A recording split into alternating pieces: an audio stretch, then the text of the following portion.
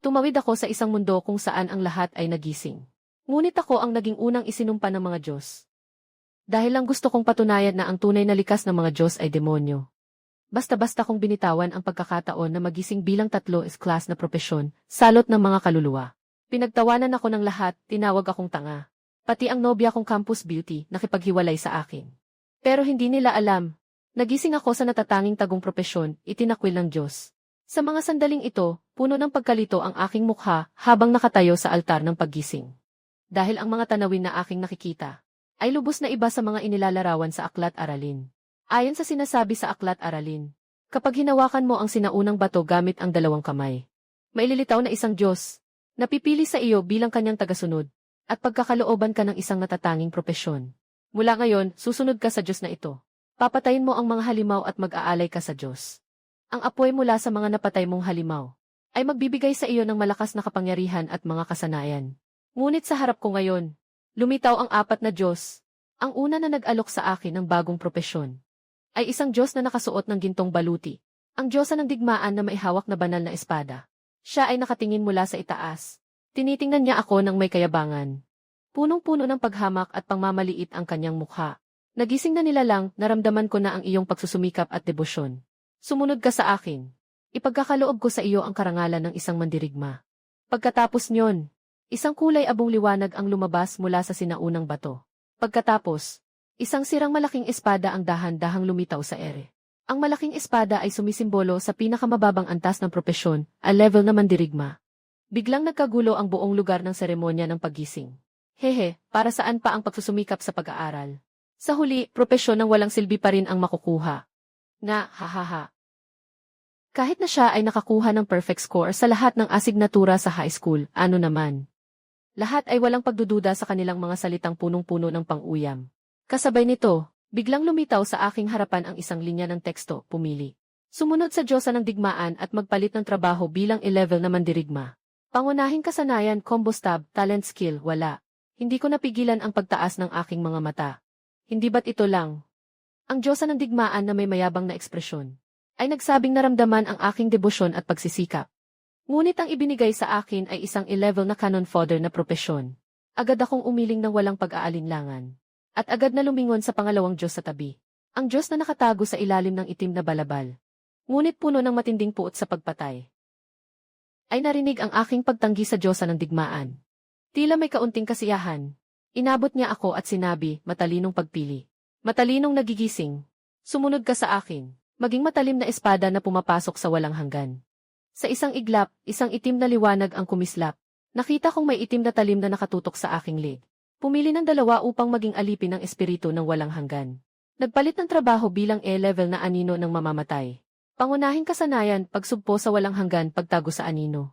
Kakayahang talento, pagpatay sa anino.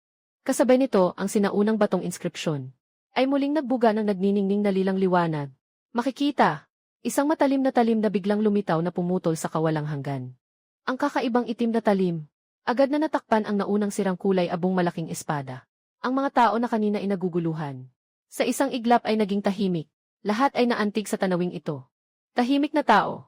Sa wakas, may isang hindi nakatiis at bumulong. Bakit? May isa na namang propesyonal na totem.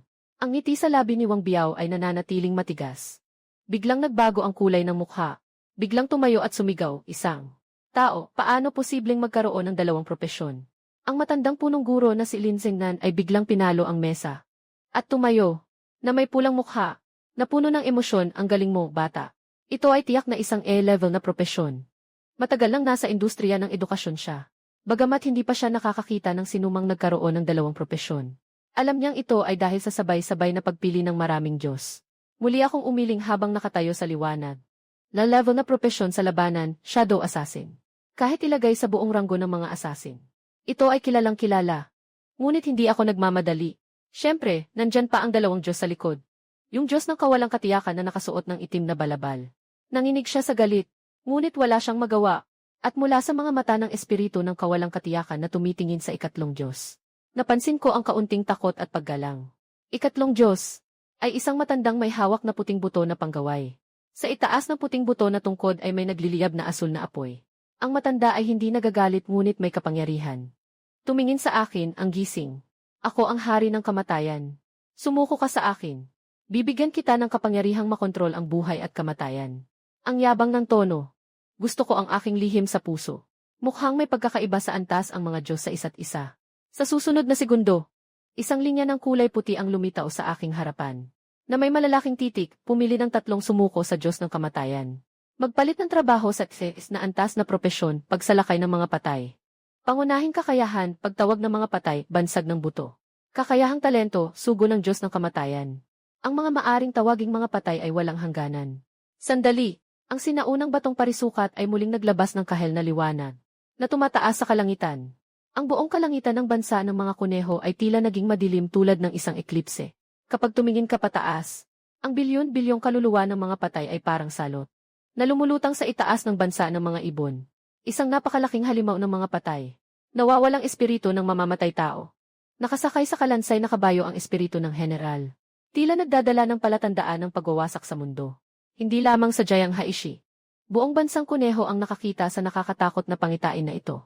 Mabilis na nag-broadcast ng balita mula sa iba't ibang panig ng bansa.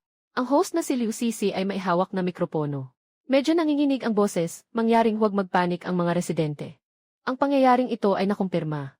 Nadulot ng isang taong nagpalit ng trabaho sa ating bansa.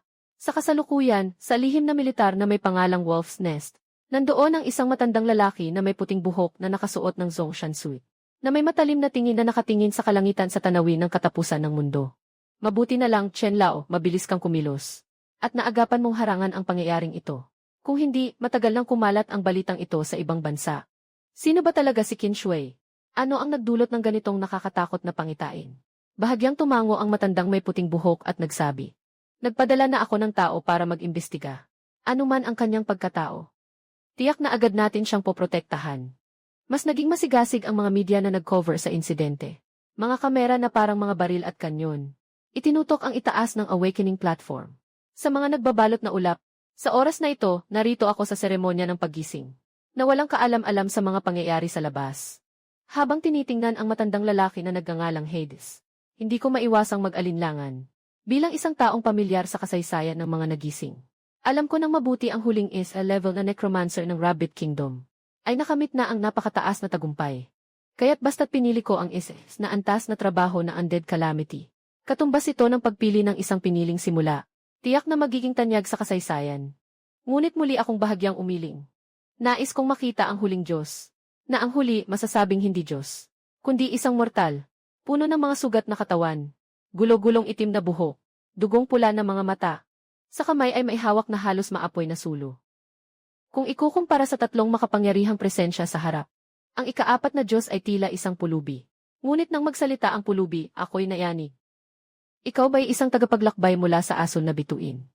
Parang sumabog ang isip ko. Hindi ako tao sa mundong ito, kundi galing sa asul na planeta. Ang lihim na ito ay hindi ko kailanman sinabi sa sinuman.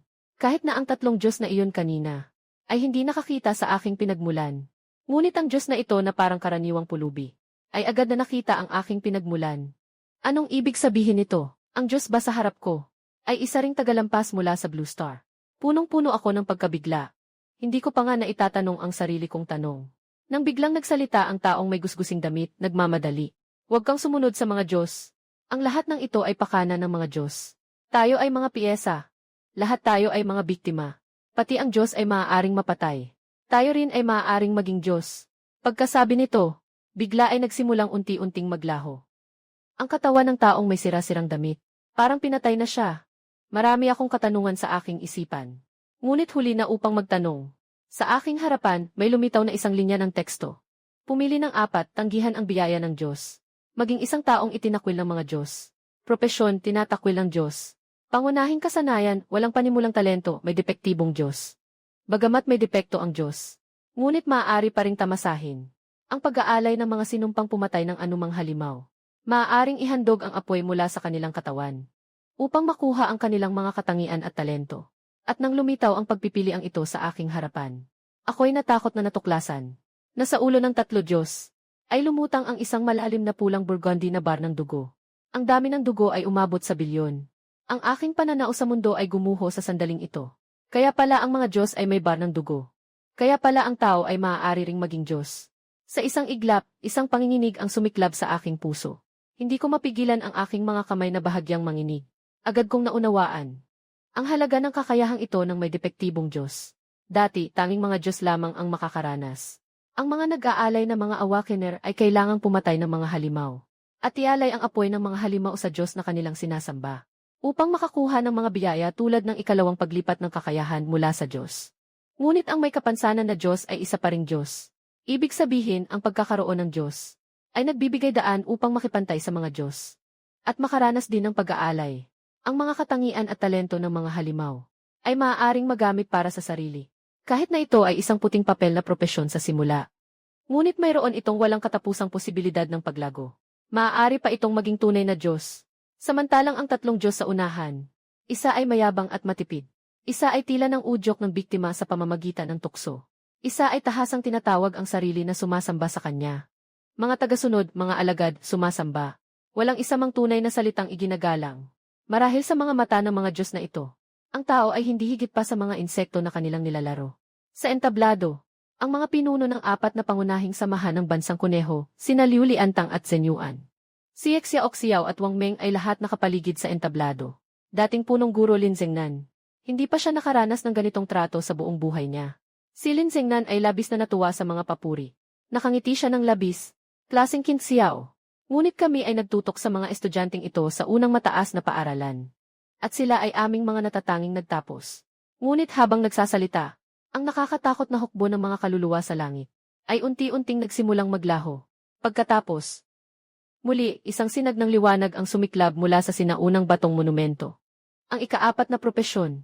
Ang pangulo ng Black Hawk Guild na si Wang Meng ay hindi napigilan ang kanyang pagkamangha. Talagang hindi ito narinig kailanman. Ngunit tingnan ang kakaibang pangitain. Tinatayang hanggang sea level lang ang trabaho niya. Sabay-sabay tumingin ang lahat sa sinaunang bato. Kasabay ng ikaapat na haligi ng liwanag na sumik sa langit. Isang sirang totem ng sulo ang nadagdag sa bato. Apat na magkakaibang haligi ng liwanag ang pumalibot sa akin. Pero kahit sino ay madaling makakakita na ang haliging kulay kahel ang pinaka-nangingibabaw. Malinaw na. Ang Aces na antas ng propesyon na undead plague ay isa sa mga pinakamahusay na pagpipilian. Ginoong Lin, ang matandang punong guro. Dapat ay makakagawa ng tamang desisyon si Ginoong Qin. Si Xiao Xiao, ang magandang pangulo ng Liuyun Guild. Hindi mapigilan ang pag-aalala at nagtanong. Huwag mag-alala, mga pangulo. Ang aming kurso sa pagpaplano ng karera ay palaging nasa tamang landas, sabi ni Lin Zengnan na may ngiti. Ngunit nakita na sa wakas ay nakagawa ako ng desisyon sa altar ng pagkamalay. Ang apat na haligi ng liwanag sa ibabaw ng bato ay tila sabay-sabay na naglaho. Sa puntong ito, isa na lang ang natitirang totem sa akin.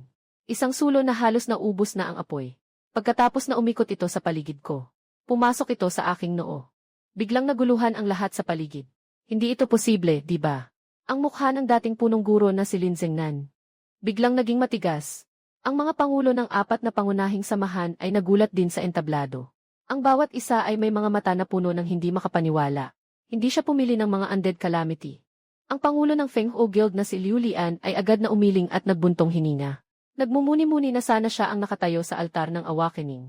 At sa sandaling ito, ang matandang punong guro na si Lin Zengnan na nakaranas ng matinding saya at lungkot, ay parang isang nabaliw na toro. Sumugod sa entablado ng paggising. Qin Xiao, bumaba ka dito. Hysterical na sumigaw ang matandang punong guro na si Lin Zengnan. Direktor Zhang, sino ang advisor ni Qin Xiao? Bakit hindi na ipaliwanag ng maayos ang tungkol sa propesyon? Si Direktor Zhang ay nagpakasigla dahil may suporta at tumalikod. Pinagsabihan si Qianli. Tang Wan-er, hinarap ang galit ni na Direktor Zhang at ng punong guro. Hindi naman masyadong iniinda ni Tang Wan-er. Naniniwala siyang may dahilan si Qin Xiao sa desisyon niya. Siguradong may sarili siyang pinag-isipan. Ang ganitong dramatikong resulta, nagpakawala ng matinding kaguluhan sa media. Mahilig ang mga tao sa paglikha ng mga bayani. Mas gusto pa nilang sirain siya. Mga kaibigan, hindi natin inakala ito. Ang edukasyon ng unang mataas na paaralan ay tinatawag na pinakamahusay sa Jianghai City. Pero hindi man lang nila nagawa ang pinaka-basic na pagpapakilala sa mga propesyon. Nabawasan ng bansa ng isang ace na propesyon. Ang sakuna ng mga undead ang nagdulot ng ganitong resulta. Sa tingin ko, may pananagutan ang mga guro ng unang mataas na paaralan. At sa oras na ito, ang mga presidente ng apat na malalaking guild ay nasa entablado. Hindi na lang makakaya kundi umiling at humikbi. Tahimik na umalis, ngunit marami ang labis na nalungkot at labis na natuwa. Halimbawa, sina Wang Biao at Lin Swimming at iba pang mga estudyante sa parehong taon. Ang mga walang silbi ay talagang walang silbi. Kahit nabigyan siya ng pagkakataon, hindi niya pa rin ito mapapakinabangan. Hindi napigilan ni Wang Biao ang pag-angat ng kanyang mukha at huminga ng malalim. Katatapos lang, akala niya sa buong buhay niya ay palaging mapipigilan siya ni Qin Xiao. Sa sandaling ito, sa entablado ng paggising. Kakatapos ko lang magising sa aking propesyon at wala pang oras para tumugon. Ang apat na Diyos at mga pangitain sa aking harapan ay unti-unting naglalaho. Pagkatapos, biglang nagbago ang tanawin sa paligid. Ako ay naipadala sa isa na namang bagong lugar. Biglang may narinig akong boses na nagbigay ng paalala. Bagong henerasyon ng mga nagising. Pumasok ka na sa tore ng pagsubok. Ito ang huling pagsusulit para sa mga bagong nagising. Kung mabilis mong maangkop ang iyong propesyon at magamit ang pinakamalaking bentahe ng iyong paggising na propesyon, napakahalaga rin ang ganitong kakayahan. Mabilis kong inobserbahan ang paligid. Nakita kong nasa loob ako ng isang sinaunang kagubatan. Ito marahil ang unang palapag ng tore ng pagsubok. Bawat palapag sa loob ng tore ng pagsubok ay may sariling espasyo. Kailangan mo munang talunin ang mga nagbabantay na halimaw sa palapag na ito. Bago ka makapunta sa susunod na palapag, buksan ang panel ng mga katangian. Lumabas sa harap ko ang panel ng lahat ng aking datos. Talagang napakahina. Kahit ako mismo ay hindi maiwasang mag-isip.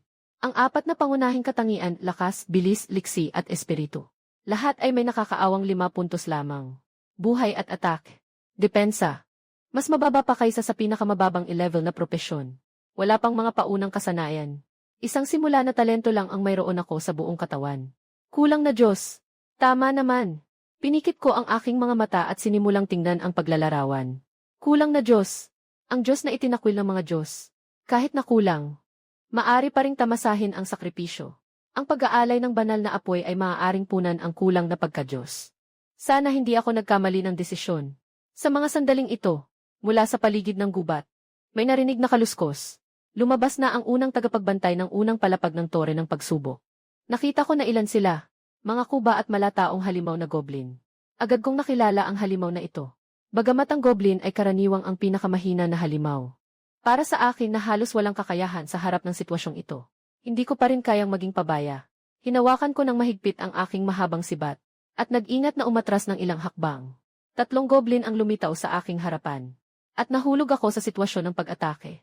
Sa aking maliit na katawan ngayon. Halos madali akong mapapatay sa isang iglap. Ang isang goblin na nasa unahan ay may hawak na bakal na espada at papalapit sa akin. Hawak ko ang mahabang sibat at tumpak kong itinaboy ang bakal na espada ng goblin. Sa pagkakataong nagkasalubong siya, ang magaspang na bakal na sibat sa kamay ay matinding tumusok sa dibdib ng goblin. Agad na sumigaw ang goblin at bumagsak sa lupa. Bigla akong sumulong ng isang hakbang. Ang sibat sa aking kamay ay humampas at pumutol at muling nagdulot ng 2 pinsala. Nabawasan na ng higit sa kalahati ang buhay ng goblin na ito. Sa oras na ito, ang 2 ibang goblin ay tumalon din patungo sa akin. Harapin ang pagsalakay mula sa kaliwa at kanan. Ngunit bigla akong sumulong at umatake. Ang hawak kong mahabang sibat. Malakas na tumago sa katawan ng unang goblin. Agad na naubos ang kanyang huling buhay. Dahan-dahang bumagsak ang unang goblin. Nakita ang pagkamatay ng kasama. Ang natitirang 2 goblin ay lalo pang nagalit at umatake sa akin. Sa harap ng sabay-sabay na pag-atake mula sa kaliwa at kanan. Hindi ako nagpanik kahit kaunti. Habang umiwas ako sa paggalaw, ginamit ko ang mahabang sibat para harangin. Hindi nila ako nahawakan kahit isang beses. Sa halip, ako ang sunod-sunod na nag-block at nag-counter-attack. Pagkalipas ng 5 minuto, ang huling goblin ay naging bangkay na rin. 3 sinag ng liwanag ang nagtipon mula sa kanilang mga katawan papunta sa aking ulo. Ang nakuha kong karanasan ay agad nagpa-level up sa akin. Ngunit ang aking paningin ay naakit sa mga bangkay ng 3 goblin. Napansin ko na sa bawat bangkay ng goblin, may mga mahihinang apoy na lumilitaw. Ito ang apoy ng buhay. Sa pagpatay ng mga halimaw, makakakuha ka ng apoy ng buhay. Ialay ang sapat na apoy ng buhay sa Diyos na iyong sinasamba. At makakamit mo ang pabor ng Diyos, na magbibigay sa iyo ng bagong kakayahan. O kaya naman ay mag-alay ng apoy ng buhay ng goblin sa 2 o 3 paglikha. Makikita ang apoy ng buhay sa katawan ng goblin. Isa-isa silang naglaho sa paligid ng aking katawan. Matagumpay ang sakripisyo ng apoy ng goblin. Nakuha ang talento na berserker na antas. Dagdag na 100 sa lakas. Agad akong napuno ng ligaya. 100 puntos ng lakas. Tumaas ang aking atake sa 135. Ganito pala ang pakiramdam ng sakripisyo. Isang sirang bahagi lang ng pagiging Diyos ay kaya nang magbigay ng ganitong kalakas na epekto ng sakripisyo.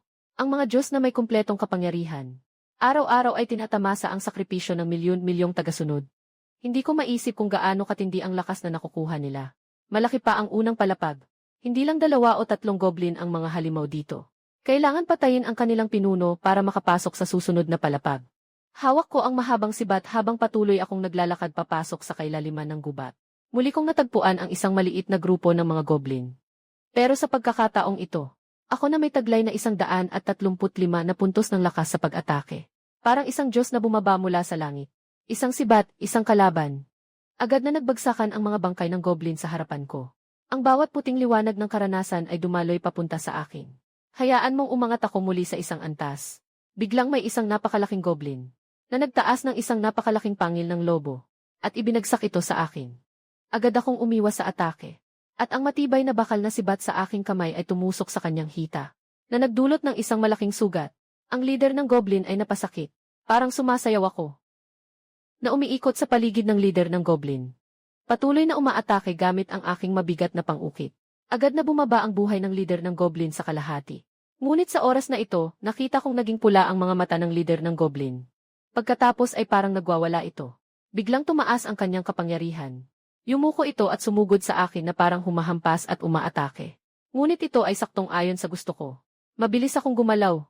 Ang mahabang sibat sa aking kamay ay malakas kong itinarak sa liig ng pinuno ng goblin. Sa isang iglap, lumabas ang napakalaking pinsala. Ang dambuhalang pinuno ng goblin ay bumagsak ng malakas. Lumabas din ang apoy ng buhay sa bangkay ng goblin. Inialay ang goblin. Ang apoy ng pinuno. Ginamit ko ang dulo ng baril para hawakan ang katawan ng goblin pinuno. Biglang may lumitaw na mensahe sa harap ko. Matagumpay na inialay ang apoy ng goblin pinuno. Nakuha ang kasanayang Berserk B level. May nakuha akong kasanayan. Biglang natuwa ako. Agad kong binuksan ang panel ng kasanayan para sa Berserk. Sa wakas ay lumitaw ang skill bar na dati walang laman. Ang unang kasanayan ay pagwawala. Skill level V, epekto ay natatangi sa lahi ng Orsi. Bumababa ang depensa ng 50%. Pagkatapos ma-activate, tumataas ang pinsala at bilis ng atake ng 30%. Matapos ang epekto, mahuhulog sa estado ng kahinaan. Bumababa ang depensa ng 50%.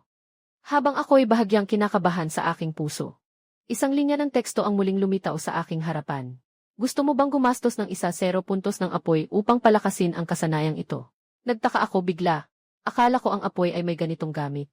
Maaari pa palang palakasin ang mga nakuhang kasanayan. Ang pagpapalakas ay kumakain ng 0 puntos ng apoy. Ang target na pinapatay ay maaaring pahabain ang tagal. Ang kasanayang bersyon ng pagkamabagsik ay pinalakas sa dugo ng hayop at pinalawig ang tagal. Epekto ng dugo ng hayop antas ew. Ang target ay maaaring pahabain ang tagal. Ang mga natatanging kakayahan ng mataas na antas na lahi ng mga Orsi ay may tagal. Pagkatapos ma-activate, ang pinsala at bilis ng atake ay tataas ng 50% sa loob ng tagal. Matapos ang epekto, magkakaroon ng panandali ang kahinaan na may mahabang tagal. Bumababa ang depensa ng 30% at ang karagdagang pagpatay sa target ay maaaring pahabain ang tagal. Ang karagdagang pagpatay sa target ay maaaring pahabain ang tagal na may mahabang tagal. Sa oras na ito, sa labas ng Tower of Trials, ang guro na si Tang Wan Er ay nakatuon sa aking pananaw. Puno ng pag-aalala ang kanyang mga mata. Sa loob ng tore ng pagsubok, may narinig akong paalala sa aking tainga. Binabati ka, napatay mo na ang tagapagbantay ng unang palapag ng tore ng pagsubok. Ipinapadala ka na sa ikalawang palapag ng tore ng pagsubok. Naramdaman kong biglang lumabo ang aking paningin. At ako ay na-teleport sa isang napakalaking madilim na kuweba. Sa paligid, bukod sa mga pader ng bato, ay basa at maputik na lupa. Mukhang nandito na tayo sa ikalawang palapag ng Tower of Trials. Sa oras na ito, mas marami sa akin ang hindi kaba, kundi saya. Ang pag-aalay ng goblin sa unang palapag ay nagbigay na sa akin ng galit ng hayop. Kaya ano namang sorpresa ang ibibigay sa akin ng susunod na pagsubok. Habang nag-iisip ang Tower of Trials, nagsimula nang lumabas ang mga halimaw sa ikalawang palapag. Makikita sa loob ng malaking yungib na ito. Biglang sumabog ang mga itim na baging mula sa lupa.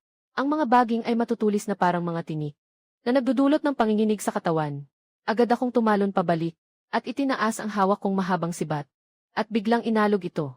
Pinutol ko ang 2 baging. Ang 2 baging ay naputol din ng isang bala. Nahulog sa lupa at patuloy na umuugoy. Parang buhay na nilalang. Agad akong naguluhan. Ang mga baging na ito, napakababa ng buhay nito. Ngunit sa susunod na segundo, Sa paligid ng lupa, muli itong naglabasan ng ilang mga baging. Na pinalibutan ako. Mabilis ang aking mga kamay at mata. Habang ang mga baging na ito ay hindi pa ganap na lumalaki. Ang hawak kong mahabang sibat ay tumpak na pinutol ang lahat ng ito. Ngunit sa mga baging na ito na pinutol, parang dumadami ito. Muli itong sumulpot mula sa lupa. Agad kong napagtanto ang bigat ng sitwasyon. Kahit kaunti ang dugo ng mga baging na ito. Lalo lang silang dumarami habang pinapatay ko. Hindi talaga sila maubos. Mukhang kailangan munang patayin ang kanilang pinagmulan. Para tuluyang mapuksa silang lahat. Agad kong dinampot ang aking sibat. Tumakbo ako patungo sa direksyon ng dumadaloy na lupa. Sa daan, hindi mabilang na mga baging ang sumulpot. Ngunit lahat ng ito ay naiiwasan ko sa aking mabilis na paggalaw. Matapos ang mga 7 o 8 yungib na aking nalibot, isang makapal na ugat ng puno ang lumitaw sa gitna ng yungib. Sa kanyang katawan ay naroroon ang dulo ng napakaraming ugat. At mas nakakabigla pa, ay ang pagkakaroon ng isang mukha ng tao sa ugat na iyon. Mukhang ito na nga ang pinagmulan. Hindi na rin ako nag-alinlangan. Itinaas ko ang mabigat kong bakal na sibat. Malakas kong itinusok sa napakalaking ugat. Kasabay ng paglabas ng damage number. Lumitaw din sa harap ko ang life bar ng ugat na ito. Anding Tree Spirit, Elite Level Boss. 50,000, Danger Level, mataas. Ang mahabang health bar ay umabot sa 50,000. At ang pinaka nakakapanghinayang ay, biglang may lumabas na recovery number. Sa katawan ng punong espiritu, ang pinsalang na ibigay ko ay nag-recover pagkatapos ng ilang segundo. Naiintindihan ko na, bigla akong nakaunawa. Ang layunin ng ikalawang palapag ng tower ng pagsubok. Upang ganap na maalis ang mga ugat at baging na ito. Kailangan nating patayin ang malaking hindi namamatay na punong espiritu. Ngunit ang hindi namamatay na punong espiritu na ito ay hindi lamang may malalim na buhay, kundi mayroon ding nakakagulat na kakayahang makabawi. Sa maikling panahon, hindi talaga natin siya kayang patayin agad. Ngunit habang tumatagal, mas marami pang baging ang mapapalago ng ina. Kaya't, ang antas na ito ay sumusuri sa kakayahan ng mga profesional na magbigay ng output. Karamihan sa mga nagising na tao ay umabot na dito. Halos maaari na silang sumuko at umatras. Ngunit para sa akin ngayon, hindi ito nangangahulugang hindi ako makikipaglaban. Sa labas ng Tower of Trials, ang matandang punong guro na si Lin Zengnan ay nakakunot ang noo. Sumpa, sino ba talaga ang nagdisenyo ng Tower of Trials ngayong taon? Ang mga nagtagumpay na gising mula sa unang antas ng Tower of Trials ay kinakatawanan ni Wang Biao, Lin Xuming, at Qin Yanran, tatlong S-class na profesional. Bilang isang S-class na melee fighter, ang Dragon Monk na si Wang Biao ay agad na inugoy ang kanyang battle staff. Sa isang iglap, pinaslang niya ang mga baging na ito. Buti na lang, ang pangalawang antas ay medyo maayos pa. Kakatapos lang huminga ni Lin Zengnan. Lumabas ang napakalaking ugat ng punong ina sa kamera. Lahat ng tao sa paligid ay hindi nakapagpigil na humiyaw. Diyos ko, iyon ba ay ang di namamatay na espiritu ng puno? Kahit ang mga antas 1-0 na profesional, ay mahihirapang patayin ito. Sa isang sulok sa tabi, masidhing minamanman din nitang One Air ang kalagayan ko dito. Napansin niya ang kilos ko, na parang mas mabilis ng doble kaysa noong nasa unang antas ako. Ano nang nangyayari? Sa mga sandaling ito, pinalilibutan ko na ang puno ng espiritu. At nagsimula na akong umatake ng todo. Gamit ang aking mga kamay, pinagana ko ang nag-aalab na dugo ng hayop. Malaki ang pagtaas ng aking lakas ng atake at bilis ng atake. Kahit na ang kakayahan ng punong espiritu na makabawi ay kamangha-mangha, epektibong output ay umabot sa mahigit 70 puntos. Kahit na ang buhay ng di namamatay na punong espiritu ay umabot sa 50,000, hindi ito ganap na hindi matitinad. Ngunit upang patayin ang di namamatay na punong espiritu na ito, hindi lang ito basta-basta nangangailangan ng output. Diyan sa lupa, halos bawat segundo ay may lumalabas na mahahabang tinik na puno ng mga tinik. Mga ugat ng baging. Kung hindi ito agad linisin, ang mga baging ay lalong dadami. Ngunit kung madidistract ka sa pag-aasikaso sa mga baging, hindi mo na magagampanan ang paglikha ng ina. Ito ang pagsubok ng taga-disenyo sa ikalawang palapag ng Tower of Trials. Ngunit para sa akin, sa halip, ako pa ang naging target ng nag-aalab na dugo ng hayop. Habang inaatake ko ang punong katawan ng hindi namamatay na puno, mabilis ko ring pinuputol ang mga bagong sibol na baging. Sa bawat pagpatay ng baging, napapalawig ng 1-0 segundo ang epekto ng nag-aalab na dugo ng hayop. Isang cycle bawat 1-0 segundo. Napakahusay ng pagkontrol ko sa ritmo. Sa ilalim ng aking mahusay na kontrol sa tempo, ang buhay ng Immortal Tree Spirit ay umabot ng 50,000 at unti-unting nababawasan. 1 minuto, 2 minuto. 5 minuto ng ganitong matinding at mataas na konsentrasyon ng paglalaro ay tuloy-tuloy na nagpatuloy ng hindi alam kung gaano katagal. Sa wakas, nang tumama ang huling bala sa katawan ng Tree Spirit, Sa wakas ay naubos na ang buhay ng tree spirit. Ang huling hibla, ang napakalaking ugat ng puno ng espiritu, ay biglang naputol ng pira-piraso. At naging alikabok na kumalat sa hangin. Pati na rin ang mga baging na bumalot sa buong yungib, ay agad ding naging alikabok. Bumagsak ang di namamatay na puno sa harapan ko. Napakaraming puting liwanag ang dumaloy diretso sa katawan ko. Dahil sa mahirap na boss na ito, agad akong tumaas ng 3 antas. Mas interesado ako sa apoy ng punong espiritu. Pagsasakripisyo ng apoy ng di namamatay na punong espiritu. Nakita ko ang mga tuldok ng apoy na umiikot sa dulo ng aking baril. Sa huli, unti-unting naglaho. Matagumpay ang pagsasakripisyo ng apoy ng di namamatay na punong espiritu. Nakuha ang talento na photosynthesis recovery. Antas ng talento, niya. Nagdadagdag ng 1% ng maximum na buhay bawat segundo. Talagang karapat-dapat ito sa F-tier na entry. Wala pang oras si Kinsiao para magalak. Muling umabot sa kanyang tainga ang pamilyar na tunog ng makina. Binabati ka, matagumpay mong natalo ang pangalawang tagapangalaga. Nasa proseso ng paglipat sa 2nd antas ng Tower of Trials.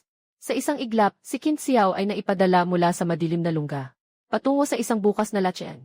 Sa oras na iyon, muli narinig ni Kinsiao ang isang paalala sa kanyang tainga. Binabati kita, ikaw ang ikalimang nagising na pumasok sa 2nd antas. May natitirang 47 na nagising sa Tower of Trials. Biglang nagulat si Kinsiao. Alam niyang tiyak na hindi siya ang natalo sa Immortal Tree Spirit. Ngunit hindi niya inasahan na napakababa ng rate ng pagpasa. Ngunit hindi pa siya nakapag-isip. Biglang may 3 anyong halimaw na lumitaw. Sa madilim na lasyan sa harap niya, ang mababang tunog na parang alon ay agad na humampas kay Kinsiao. Halimaw ng lesyan. Agad na umilag si Kinsiao at nagtago sa likod ng malaking bato. Sa susunod na segundo, naramdaman lang ang isang matalim na alon ng tunog na dumaan sa tabi ng aking taina. Ataking mahika. Nagmukhang naguguluhan si Kinsiao. Ang saklaw ng atake ng alon ng tunog ng babaeng halimaw sa lasyan ay talagang malawak. At ang 2nd antas ay nakatakdang nasa malawak na lasyan. Tanging ang malaking batong ito ang kayang bahagyang takpan. Hindi mahirap patayin ang ganitong babaeng halimaw sa lasyan. Hindi naman mataas ang kanilang pisikal na depensa. Pero ang mahirap dito, kapag inatake mo ang isa, tiyak na makakatanggap ka ng sonic attack mula sa 2 pang sirena. Sa ganitong lasyan, mabagal na nga ang mga hamon. Kaya sa bahaging ito, ang sinusubok ay ang tiyaga ng hamon. Naiintindihan na ang layunin ng 2nd antas ng taga-disenyo. Hindi maiiwasang magpakita ng kaunting kasiyahan si Kinsiao. Basta't magtiis ng ilang suntok, bumawi ng dugo sa dugo, at pagkatapos ay bumalik sa likod ng malaking bato. Umaasa sa photosynthesis upang unti-unting makabawi ng buhay. At pagkatapos ay lumaban muli. Ganoon lang. Ang pagdaan sa 2nd palapag ay napakadali lang. Simulan agad natin. Biglang tumalon si Kinsiao. Sumugod siya papunta sa pinakamalapit na Swamp Witch. Natakot ang Swamp Witch at namutla ang mukha. Biglang inundayan niya ng sibat. Pagkatapos, agad niyang binawi ang sibat at tumakbo. Hindi siya naging sakim. Samantala, sa 2 ibang direksyon, ang atake ng sirena sa lasyan ay dumating na. Mga alon na tumama sa kanyang noo. Si Kinsiao ay nakaramdam ng isang panginginig sa kanyang ulo. 2 numero ng pinsala ang lumabas mula sa kanyang katawan. Ngunit para kay Kinsiao na nasa antas 8 na. Ang pagtanggap sa 2 ataking ito ay nag-iwan sa kanya ng kalahating buhay. At ang pagkakasangga na iyon ay nagdulot ng malaking pinsala sa babae. Sa oras na ito, nakatago si Kinsiao sa likod ng malaking bato. Ang epekto ng kanyang photosynthesis ay nagsimula ng umubra. Ang kanyang buhay ay bumabalik sa nakikitang bilis. Susunod ay maghihintay na bumalik ang buhay sa buong. At pagkatapos ay ulitin ang ginawa kanina. Kaya sa 2nd palapag ng Tower of Trials, nagpakita ng ganitong tanawin. Isang kabataan na may hawak na mahabang pang-itaas na bakal. Matigas na tinanggap ang mga atake ng tunog mula sa likuran. Biglang sumugod patungo sa halimaw ng lesyan. Isinaksak ang isang beses at tumakbo pabalik sa malaking bato. Pagkatapos ay naghintay ng may takot na bumalik ang kanyang buhay. Pagkalipas ng mahigit 10 minuto, humarap si Kinsiao at huminga ng maluwag habang hawak ang kanyang pang-itaas na bakal. Sa tulong ng ganitong walang prinsipyong estilo, sa wakas ay ligtas na nakayanan. Ang 3 sirena. Habang unti-unting naglalaho ang 3 swamp sirena, muli akong nakarinig ng pamilyar na boses. Matagumpay ang sakripisyo ng apoy ng swamp sirena. Nakuha ang kakayahan. Pagtawag ng tubig. Antas ng kasanayan ni. Epekto, natatanging kakayahan ng mga uri ng tubig. Nag-aanyaya ng daloy ng tubig na bumabalot sa buong katawan. Maaaring maging immune sa karamihan ng mga epekto ng pagkontrol na nagpapabagal. Passive na epekto, nagpapataas ng 15% na bilis ng paggalaw. Binabati kita, matagumpay mong napatay ang 2nd antas ng mga bantay. Nasa proseso ng paglipat sa ika-4 na antas ng pagsubok na tore. Kaya't hindi kinakailangan na patayin ang lahat ng mga bantay sa antas na ito. Kailangan lang na mabuhay at makarating sa sentrong teleportasyon. Hindi kinakailangan patayin ang mga bantay na halimaw. Biglang nagkaroon ng pagdududa si Qin Xiao. Matapos makita ang tuso ng mga nagdisenyo ng unang 3 antas. Sigurado siyang may daya ang ika-4 na antas. Pagkalipas ng 1 segundo, nang mateleport si Qin Xiao sa ika-4 na antas, nakita niya ang tanawin sa kanyang harapan. Nakatulala siya. Hindi ilang halimaw ang nagbabantay dito, kundi isang buong pugad ng mga Ghost Fire Spider. Ang grupo ng Ghost Fire Spider na nakakakilabot. Ang itsura pa lang nila ay sapat na para umatras ang siyam sa 10 babaeng awaken. At ang mga sapot na parang bitag sa langit at lupa ay lalo pang ginawang tunay na kuweba ng mga gagamba ang ika-4 na layer ng espasyo. Inay ko po, si Qin Xiao ay nagtatakbong baliw sa gitna ng nagkalat na sapot ng gagamba. Iniiwasan niya ang mga sapot na sunod-sunod na tumatama sa kanya. Pinagana ang hakbang ng tubig. Agad na pinagana ni Qin Xiao ang bagong kasanayang kakakuha lang niya. Isang agos ng tubig ang biglang bumalot sa kanyang mga paa. Ramdam niya ang gaan na nagmumula sa ilalim ng kanyang mga paa. Muling tumapak si Qin Xiao sa nagkalat na sapot ng gagamba. Ngunit nawala na ang pakiramdam ng pagbara at dumikit. Mabilis na lumipad patungo sa gitna ng ika-4 na palapag. Ngunit kahit na may dagdag na kakayahan, mahirap pa ring makaiwas sa atake ng napakaraming gagamba. Si Qin Xiao ay nakaramdam ng matinding sakit sa balikat. Nahulog sa estado ng laso ng apoy ng multo. Sa susunod na segundo, ang pinsala mula sa lason at apoy ay patuloy na babawas. Magsisimulang lumabas mula sa aking ulo. Bagamat hindi mataas ang halaga ng pinsala. Isang patong pa lang ng laso ng apoy ng multo ang naipon. Kapag nakagat pa ng ilang beses, 3 o 4 na patong ng paso at lason ang maipon. Baka hindi ko na kayanin pang gumalaw. Si Qin Xiao ay parang isang lubid na sobrang higpit. Walang pakialam, tumakbo siya papunta sa teleportation array. Ngunit sa mismong sandali na papasok na siya sa teleportation array. Pero biglang huminto si Qin Xiao. Nakatayo ang 2 paa niya sa gilid ng teleportation array. Pinanood niya ang papalapit na grupo ng Ghost Fire Spiders. Bigla akong nakaisip ng isang ideya. Isang ideyang mapanganib at sakim. Agad kong itinaas ang hawak kong mahabang sibat. Malakas kong inihampas ito sa mga sumasalakay na Ghost Fire Spiders. Ang buhay ng Ghost Fire Spiders na ito mas mababa pa kaysa sa pangalawang antas ng mga baging. Saktong 1-0 puntos lamang. Kailangan lamang ng isang tama para mapatay agad. Hindi marami ang pagkakataon. Tumingin sa unti-unting bumababang buhay. Bumukas ang mga mata ni Qin Xiaomi. Ang hawak na mahabang sibat ay tumpak at tuwid. Inatake ang lahat ng mga apoy ng multo na umaakyat. Sobrang lamig ng kirot. Ano ang ginagawa ni Qin Xiao? Si Tang Wan-er, ang tanging nanonood sa pananaw ni Qin Xiao, ay naguluhan. Malinaw na nakarating na sila sa teleportation array. Ngunit bakit kailangan pa niyang bumalik para linisin ang mga multo ng apoy? Hindi ba niya narinig ang paalala sa ika-4 na palapag? Biglang nag-alala si Tang Wan-er. Sa kanyang pananaw, ang ginagawa ni Qin Xiao sa oras na ito ay isang walang silbing pagsisikap. Itong maliit na apoy na gagamba.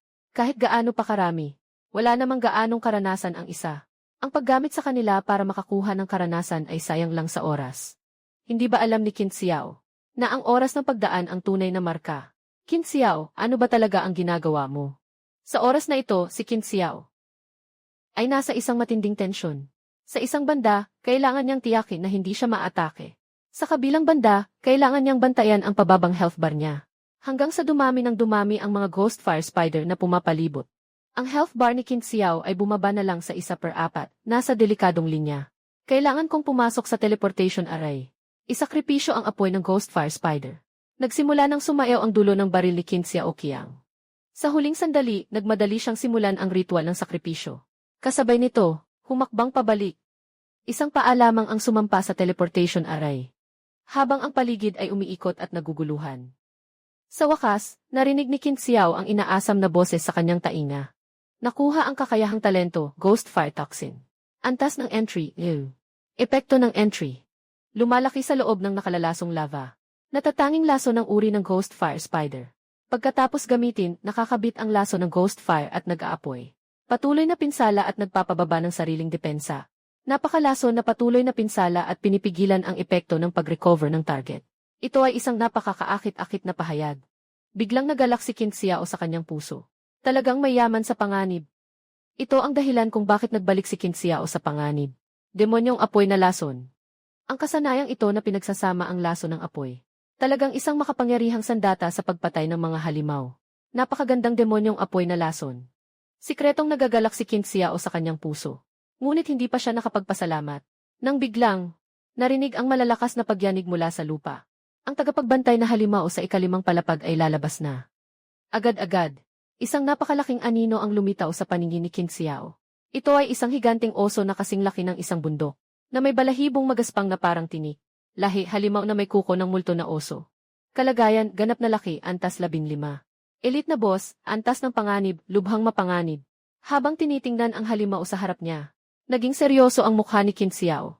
Ang oso na may kuko ng multo na ito, kaya nitong tapatan ang isang propesyonal na koponan. Wala pang kahit anong mapagtataguan sa paligid. Ngunit hindi ko balak sumuko. Walang ibang dahilan. Ang oso na may mga pangil ng demonyo ay may makapal na balahibo. Ipinapahiwatig nito ang mahinang apoy. Ito ay kabilang sa karaniwang uri ng mga nilalang. Ipinapahiwatig nito ang mahinang lason.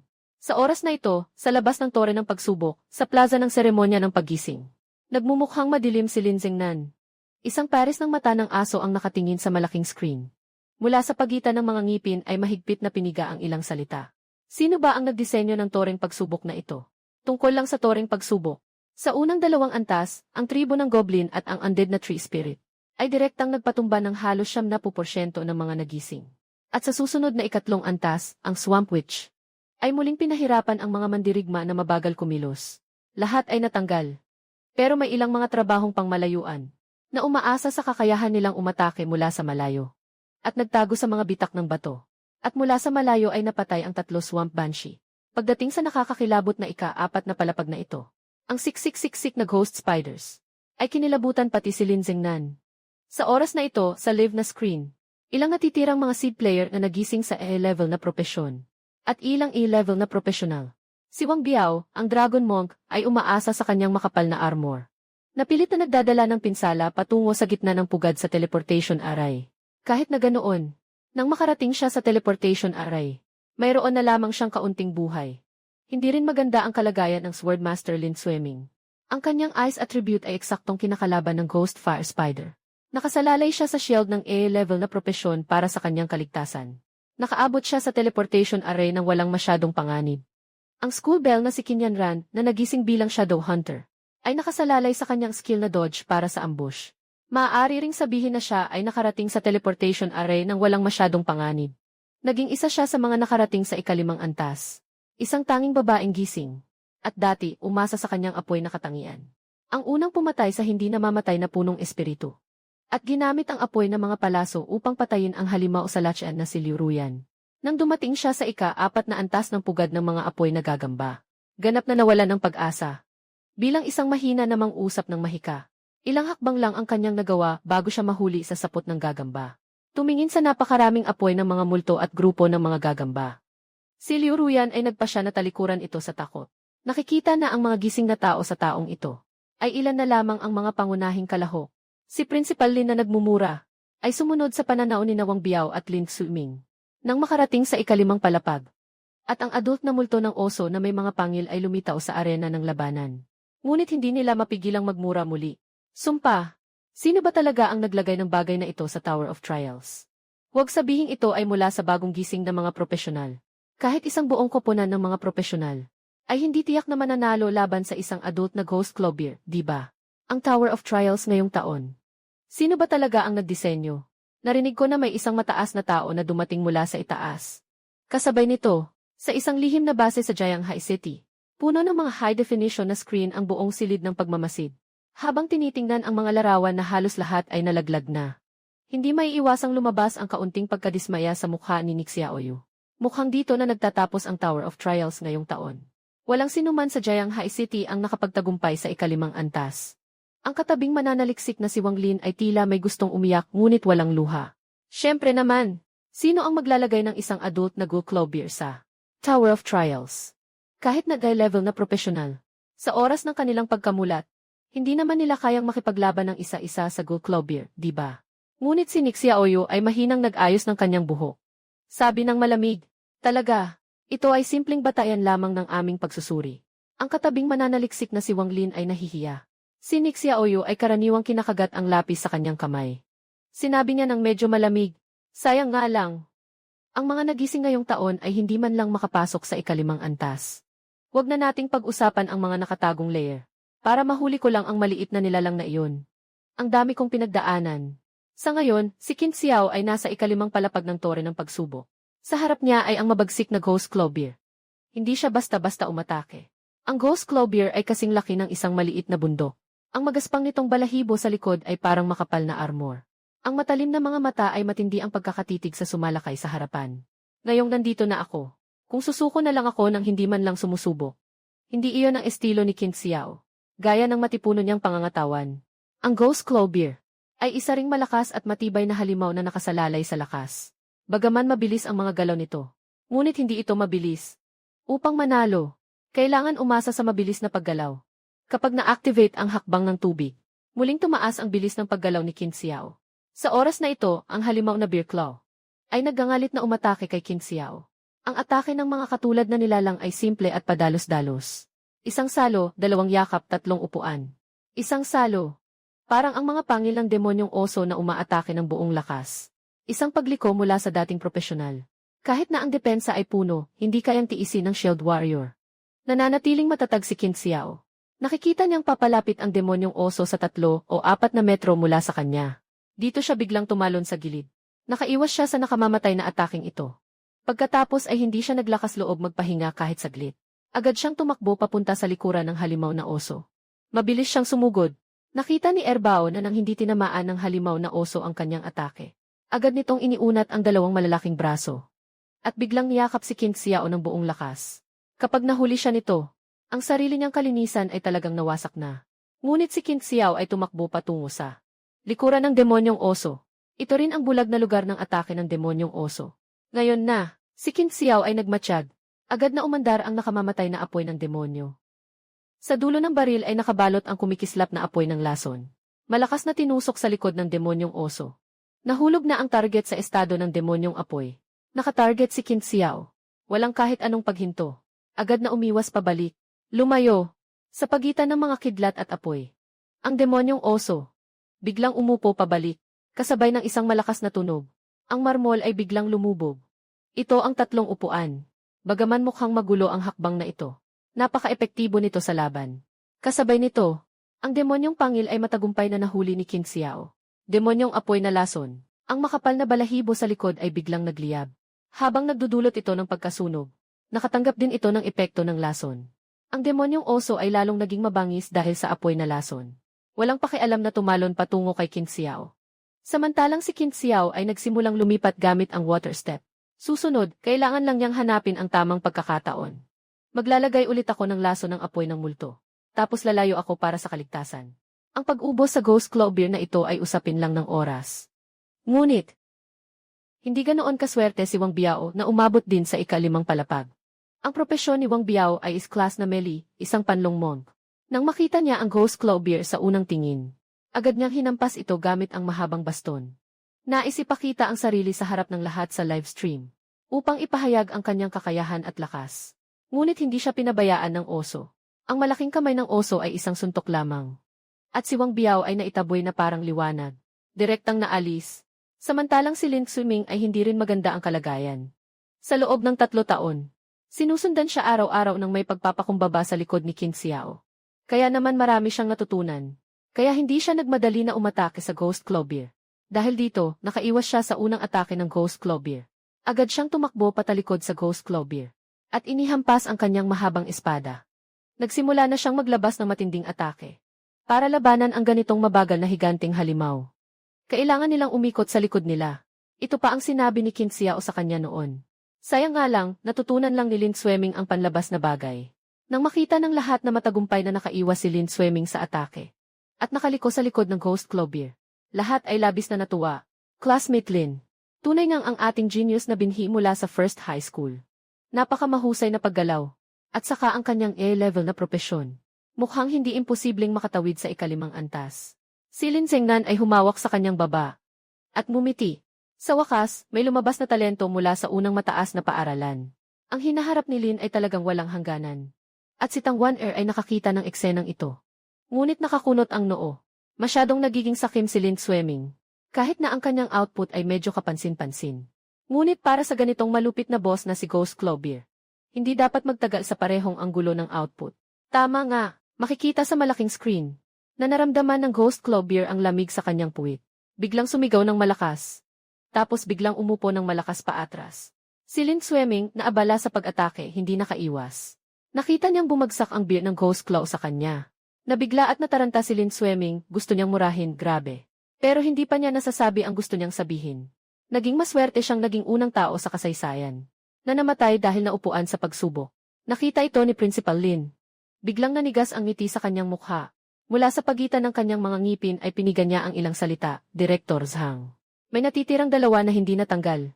Agad na yumuko si Director Zhang upang tingnan. May natitirang dalawang tao sa ating unang mataas na paaralan. Isa ay ang estudyanteng si Qin Yanran na may level na propesyon. At ang isa ay si Qin Xiao. Napamulagat si Director Zhang sa gulat. Habang si Principal Lin sa tabi, ay nagsalita ng may inip sa mukha. Ilagay mo agad sa malaking screen ang perspektibo ni Qin Yanran. Hindi na nag-isip si Director Zhang. Agad niyang sinunod. Agad na nagpalit ang malaking screen sa perspektibo ni Qin Yanran. Hawak niya ang isang mahabang pana. Ito lang ang tanging dahil level na propesyon na mabilis at pangmalayo ang atake. Makikita, sa limitadong espasyo ng ika-5 palapag ng tore ng pagsubok, si Qin Yanran ay naglakad ng maingat at mabilis. Umiikot sa labas ng arena ng duelo. Kasama ang Ghost Clover. Naglagay ng sapat na ligtas na distansya.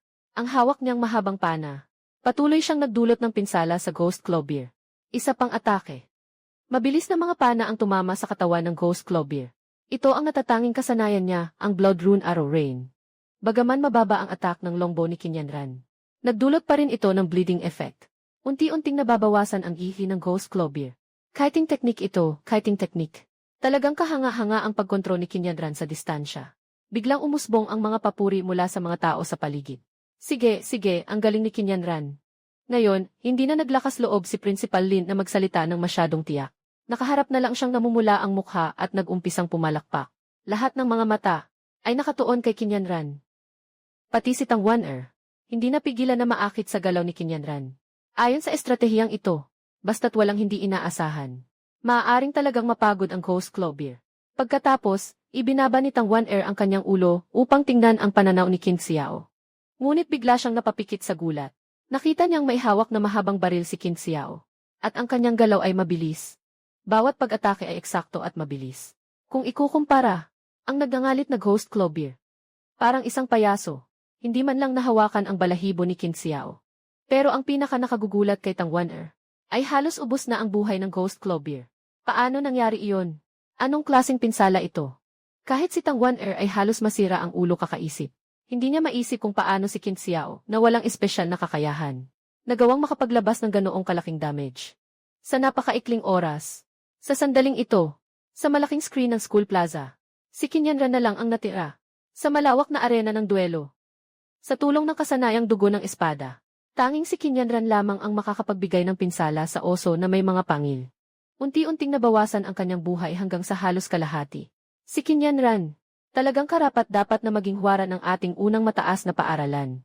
Nakikita kong may pag-asa si Qin Yanran na makalusot sa ika-5 antas at makakuha ng perpektong marka. Sa mga mata ni Lin Zengnan, muling sumiklab ang apoy ng pag-asa.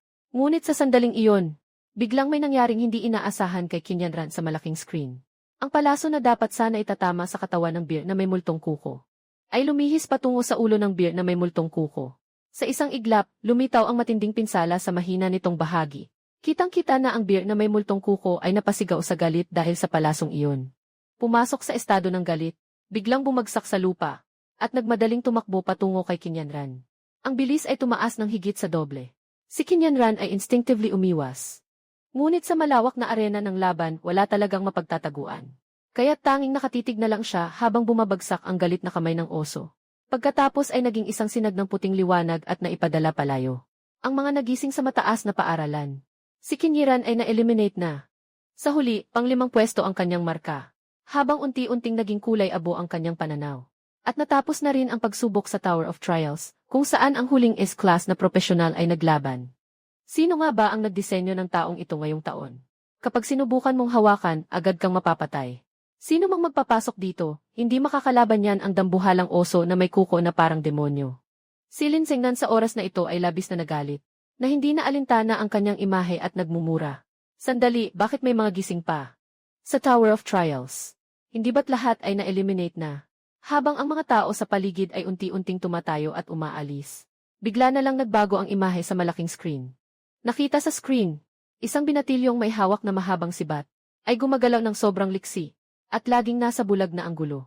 Ng mga atake ng bear na may kamay ng multo. At ang buhay ng bear na may kamay ng multo ay halos kalahati na lang. Sino yan mula sa first high school? Hindi ba't 3 S-class na awakened lang ang meron sila ngayon? Paano niya nagawa yon? Lahat ng mga tao na nanonood ay nakatingin na may malalaking mata. Ngunit ang mga kapwa niya nagising ay nakilala na ang taong iyon. Sandali, ikaw ba iyon? Dahil dito, si Lin Suming ay agad na nagtatanong ng malakas. Sigurado akong may daya siya. Isa siyang ordinaryong propesyonal. Paano siya makakalampas sa pagsubok ng hindi namamatay na punong espiritu? Ang sinabi ni Lin Suming ay agad na nagbigay liwanag sa mga nagising. Sila ay lahat na nakaranas ng Tower of Trials. Bawat antas ng Tower of Trials ay parang isang malupit na impyerno. Siguradong may daya siya. Dapat parusahan ng punong guro ang mga mandaraya.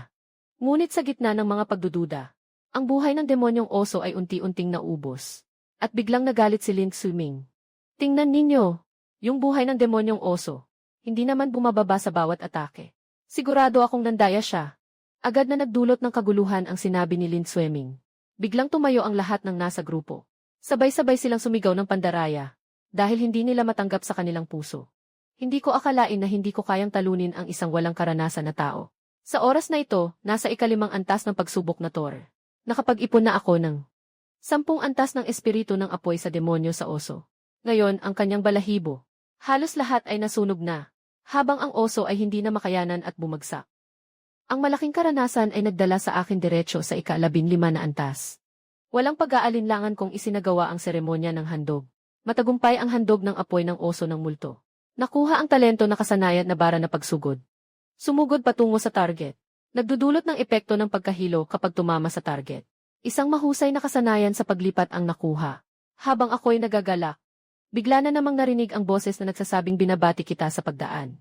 Lahat ng antas ng pagsubok sa Tor ay kung magbubukas na nakatagong antas at nakatagong misyon. Ang mga larawang ito ay hindi mapapansin sa live stream. Agad akong naguluhan. Hindi ba't ang mga nakaraang tore ng pagsubok ay may 5 antas lamang? Ano bang balak ng designer na ito? Pero nandito na ako. Mas mabuting tingnan na lang. Pinili kong hamunin ang nakatagong level. Pagkasabi ko pa lang, bigla akong napunta sa tuktok ng isang napakataas na bundok. Paligid ko, puro nakakatakot na mga halimaw. At mga kalansay ng puting buto. Ano kayang klase ng halimaw ang nasa nakatagong level? Habang hindi ako makagalaw sa takot, bigla akong nakita sa harapan ko sa isang malaking tumpok ng mga buto. Lumitaw ang isang pares ng malalaking mata. Palihim na tinititigan ako ng may pagkamausisa. Ngunit ang mga pupil ng mata na iyon ay kulay ginto at patayo ang hugis. Kasabay nito, 2 bahagyang bata pa. Ngunit mayabang na mga pakpak ay lumitaw. Hindi ko napigilang lunukin ang laway ko. Diyos ko, sino ang naglagay dito ng isang dragon na batang lahi? Lahi ng dragon. Pinakamalupit na lahi sa lahat ng halimaw. Sila ay likas na nasa tuktok ng food chain. Kahit ang pinakamababang antas ng batang dragon ay may lakas na katumbas ng golden level boss. Mukhang dito na ang hangganan. Napabuntong hininga ako sa kawalang magawa. Naguguluhan sa taong ito tungkol sa pagsubok na Tor. Sino nga ba ang nagdisenyo nito? Wala nang kahulugan ito. Malinaw na malinaw sa isip. Ang tila walang banta na batang dragon sa harapan ay isang sandata sa aking mga kamay.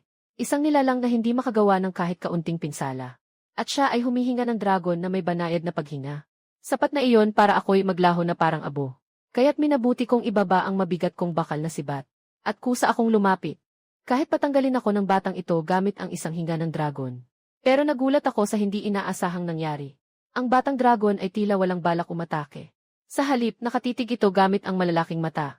Na parang curious na pinagmamasdan ako. Kahit na nakatayo na ako sa harap nito. Wala itong reaksyon. Habang nakatitig ako sa batang dragon na ito. At nagkakatitigan kami. Bigla na lang lumitaw ang isang paalala. Ang batang itim na dragon ay nag-aalok sa iyo ng kasunduan. Nais mo bang pirmahan ang kasunduan? Sa isang iglap, ako'y naguluhan. Sa isang iglap, ako'y naguluhan. Anong nangyayari? Ako'y nanginginig. Bawat selula ko'y punong-puno ng ligaya. Ang ganitong napakalaking swerte ay nangyari sa akin. Makipagkontrata sa isang halimaw ay isang napakabihirang kilos. Mula sa araw na ito, ang bawat isa ay isa at hindi mapaghihiwalay. mahigpit na magkakaugnay. Kadalasan, tanging ang propesyon ng beast tamer ang may ganitong kakayahan. At kahit ang mga beast tamer na makakapagkontrata sa lahi ng dragon ay napakabihira sa buong mundo. Kung magdadalawang isip ako ng isang segundo, ito ay kawalang galang sa lahi ng dragon. Sa susunod na segundo, isang espesyal na seremonya ng kasunduan ang lumitaw sa pagitan ko at ng mga batang dragon. Dahil ang mga batang dragon ang kusang lumagda ng kasunduan sa akin. Kaya't ang buong seremonya ay natapos ng napakadali. Agad, lumitaw sa aking harapan ang isang abiso na matagumpay ang kasunduan ng itim na dragon. Kasabay nito, naramdaman ko rin isang uri ng banayad na ugnayan sa pagitan namin. Parang nararamdaman namin ang iniisip ng isa't isa. Bigla kong naintindihan ang batang obsidian dragon na ito. Kung bakit gusto nitong makipagkontrata sa akin. Ang dahilan ay ang natatanging kakulangan sa banal na kakayahan. Tanging ang mga halimaw na may pinakamataas na lahi ang nakakaramdam ng banal na kakayahan. Isang napakataas at dakilang uri ng pag-iral. Sa madaling salita, ang batang dragon na ito, inakala akong isang tunay na Diyos. Ang makipagkasundo sa isang tunay na Diyos. Kahit para sa mga dragon. Isa itong napakamarangal na bagay. Parehong ako at ang dragon ay pakiramdam na nakakuha kami ng malaking swerte. At sa mismong sandali ng pagtatapos ng kasunduan, may lumitaw na paalala sa aking harapan. Binabati kita, nakapasa ka na sa pagsubok ng Tor. Ang nakatagong antas ay malapit nang ilipat mula sa tore ng pagsubok. Nais mo bang ibalik ang kontratang halimaw na Onyx Dragon sa espasyo ng pagtawag? Agad akong tumango. Samantala, sa pangunahing kontrol na silid ng tore ng pagsubok, pagpasok ni Nick Xiaoyu, ay nakita niya ang abiso sa screen. Tapos na ang kasalukuyang Tower of Trials. Lahat ng lumahok na mga awaken ay nailipat na palabas ng Tower of Trials. Dahan-dahang lumapit si Nick Xiaoyu sa control panel. Lahat ng resulta ay ayon sa kanyang inaasahan. Ang adultong Ghost Clovier ay hindi talaga kayang labanan ng mga bagong gising na propesyonal. Kahit anong gawin nila, ang pinaghirapang mahuli niya na nakatagong antas, ay wala ni isang tao ang makakita ng batang itim na dragon, na dapat sana ay kasama sa Research Institute, na bagong nahuli lang na maliit na nilalang, dahil wala pang naaprubahan na plano sa itaas. Kaya't kinuha na lang ito, at inilagay sa nakatagong antas ng Tower of Trials. Kahit na ito ay isang batang dragon, hindi ito pwedeng tawaging bagong gising na propesyonal. Kaya nitong makipaglaban. Ngunit habang si Xiaoyu ay nagkokontrol sa teleportation array, nais nitong ay teleport ang batang dragon mula sa Tower of Trials. Ngunit biglang napaatras ito. Sandali lang, nasaan ang dragon ko? Ang laki ng batang dragon ko. Biglang nataranta si Xiaoyu. Binuksan niya ang tore ng pagsubok. Ang video record ng nakatagong level sa ika-6 na palapag. Hindi maiwasang pagpawisan ang palad ni Nick Xiaoyu. Agad niyang tinawag ang record ng surveillance. Buti na lang, isa lang ang surveillance record. Sa buong tore ng pagsubok sa lungsod ng Jianghai, isang tao lang ang nakalusot sa ika-5 palapag ng Ghost Clovier. Nakarating sa nakatagong antas. May nakakapatay pala sa Ghost Clovier sa ika-5 palapag. Napailing si Xiaoyu nang hindi mapigilan ang kanyang mga mata. Ngunit nang makita niya sa monitoring ang mga susunod na nangyari, biglang napaatras ang buong katawan niya nang hindi makapaniwala. Anong nangyayari? Nakipagkontrata siya sa batang dragon. Sino ang taong ito? Sira na ang bait niya. Isang bagong gising na propesyonal. Paano siya makakapagkontrata sa lahi ng dragon? Paano nangyari na nakapagkontrata pa siya? Ang pagkabigla at pagkalito ni Nick Xiaoyu sa mga sandaling ito, hindi maipaliwanag sa mga salita. Isang bagong gising na propesyonal. Ganito lang kasimple ang paglagda ng kontrata. Yung mga dragon na pinaghirapan nilang hulihin. Ganito lang nilang inilagay sa summoning space. At sa kainagaw, si Yu Xiaoyu ay sobrang nag-aalala at halos mapaiyak na. Lahat na nangyayari ay sobrang hindi makatwiran. Pagkatapos nilang dalhin ang batang dragon pabalik sa Research Institute, yung mga Beastmaster na umabot sa antas 200 ay hindi makakapag-sign ng kontrata sa batang dragon na ito. Ang dahilan ay hindi nila makuha ang pagkilala ng lahi ng dragon. Ngunit sa mga monitor, ang bagong gising na ito ay madaling-madaling nakapag-sign ng kontrata sa batang dragon. Sino ba talaga ang taong ito? Mabilis na naghanap si Nick Xiaoyu sa control panel. Hindi dapat kumalat ang balitang ito. Kung hindi, hindi lang ito magdudulot ng interes mula sa iba't ibang bansa, sa mga puwersang interesado sa mga anak ng dragon, kundi magdudulot din ito ng banta sa kaligtasan ng batang iyon. May malaking problema. Kailangan agad na makipag-ugnayan sa kanilang tagasuri. At sa kabilang panig, sa seremonya ng paggising sa ikalawang mataas na paaralan, kasabay ng anunsyo ng aking tagumpay sa pagsubok, ay nakatagpo ng maraming pagdududa at paninisi. Malakas na humihiling ng investigasyon sa proseso ng pagsubok, at mabigat na parusa para sa mga mandaraya. Huwag hayaang masira ng isang walang silbi na propesyon. Ang pagkakataon ng henerasyong ito sa pagsubok na Tor. At sa oras na ito, ang punong tagasuri na si Yang Wen, napasok din sa isang mahirap na sitwasyon. Siya ang mismong nag-host ng buong seremonya ng paggising at ng Tower of Trials. Kahit siya mismo ay hindi makapaniwala na sa simpleng paggising ng isang blangkong propesyon ay makakadaan sa ganitong hirap ng 5 layer ng Tower of Trials. Ngunit sa kabilang banda, walang pagkakamali ang Tower of Trials. Sa oras na ito, biglang nakatanggap ng tawag ang komunikador sa aking tainga.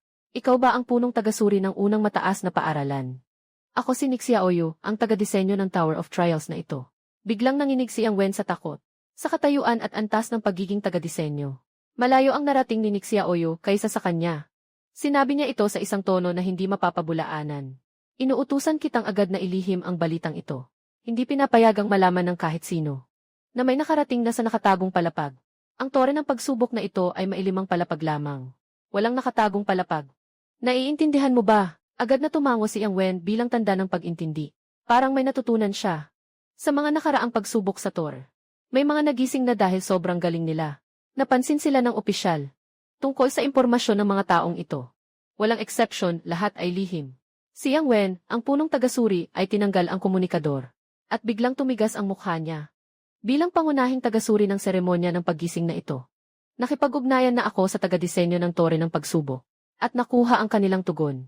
Kaya opisyal kong inaanunsyo ngayon. Walang naging problema sa buong proseso ng tore ng pagsubok. Walang anumang pandaraya o pag-abuso sa sistema. Susunod, ako mismo ang magbibigay ng espesyal na gantimpala sa unang pwesto sa pagsubok. Sinabi ng punong tagasuri na si Yang Wen, na agad nagdulot ng katahimikan sa buong seremonya ng paggising. Ang mga tao kanina na nag-iingay at nag-aaway, at ang mga kapwa na gising sa parehong taon, ay biglang nabulagta.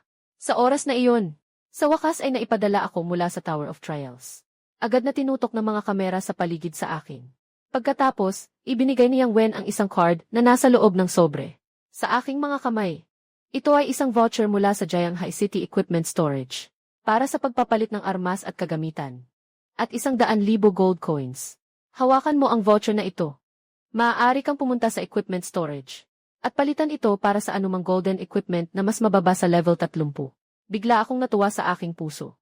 Gintong antas na kagamitan. Hindi ko inakalang sa pagkakataong ito sa tore ng pagsubok.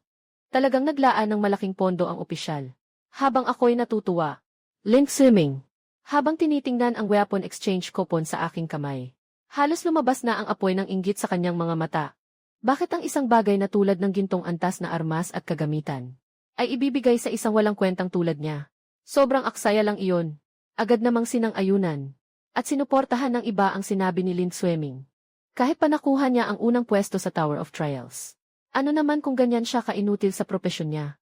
Pagdating sa totoong labanan, siguradong lalabas din ang tunay niyang kulay. Ipinadala ng opisyal ang napakahalagang gintong antas na armas na kupon. Sa kanyang mga kamay, parang isang perlas na itinago.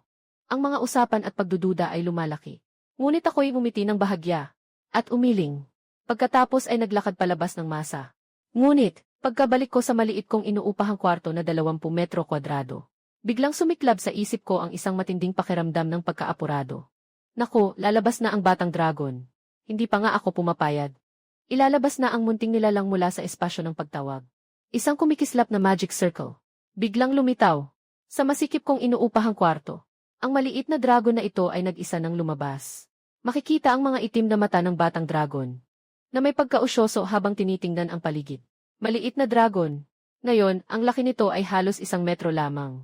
Ngunit sa makitid na inuupahang bahay na ito, tila ito ay medyo masikip na. Agad akong nag-isip at humawak sa aking noo. Ang pag-aalaga ng dragon ay malinaw na isang napakamahal na gawain. Pero, mukhang hindi naman inaalintana ng batang dragon ang maliit naming bahay. Sa halip, curious pa siya. Pagkatapos niyang amuyin ang bawat sulok ng inuupahan kong bahay, kumampay siya ng pakpak at tumalon sa sofa. Tapos, tamad na umikot at humiga roon. Ako'y labis na natutuwa. Talagang hindi nagmamalupit ang dragon sa kahirapan ng tahanan. Ngunit hindi pa ako nakakahinga ng maluwag. Nakita kong ang maliit na dragon ay nakatitig sa akin, na may inosenteng ungol na 2. Nagugutom ang dragon. Agad akong naghanap sa ref ng kahit ano. Buti na lang at may ilang piraso ng karne na nagyelo. Sobrang bihasa ako sa makitid na kusina, na nag-aasikaso, ang maliit na dragon sa tabi. ay maayos na nakaupo sa ibabaw ng refrigerator, na nakatingin ng may pagkamausisa. Bago ko pa mailagay ito, ang karne na bagong luto, ay mabilis na kinuha ng maliit na dragon at nilunok ito. Talagang nakakagulat ang gana ng batang dragon na ito. Dati ay itinabi ko ito. Para sana tumagal ng kalahating buwan ang karne. Isang kainan lang, ubos agad. Hindi ko maiwasang mapaisip. Talagang magastos mag-alaga ng dragon. Pagkatapos mabusog ang batang dragon, naging masunuri naman siya. Humiga siya sa sofa at agad na nakatulog ng mahimbing. At sakto namang sinamantala ko ang pagkakataong ito, para tingnan ang mga katangian ng batang dragon na ito. Ngunit isang sulyap pa lang ay nagulat na ako. Ang batang dragon na ito ay level 5 pa lang. Pero mayroon na siyang 30,000 na buhay. 2 innate na kakayahan. At ang isang dragon breath ay level na. Isa pang itim na balat ng obsidian ay umabot sa antas na D. Halos immune sa lahat ng uri ng pinsala at abnormal na estado. Ang mga katangian sa atake at depensa ay direktang humahampas sa akin ngayon. Hindi nakapagtataka na ang lahi ng mga dragon ay mga hindi pangkaraniwang nilalang. Sa murang edad pa lamang, sapat na upang makipagsabayan sa mga boss na ginto. Kung sila ay papayabungin, lahat sila ay parang mga kalamidad ng kalikasan. Kahit ang batang obsidian dragon na ito, dahil lang sa napakatibay niyang depensa at lakas ng katawan, natatalo na niya ang lahat ng bagong profesional ngayon. Lalo na, kung isasama pa ang malawakang atake ng hininga ng dragon.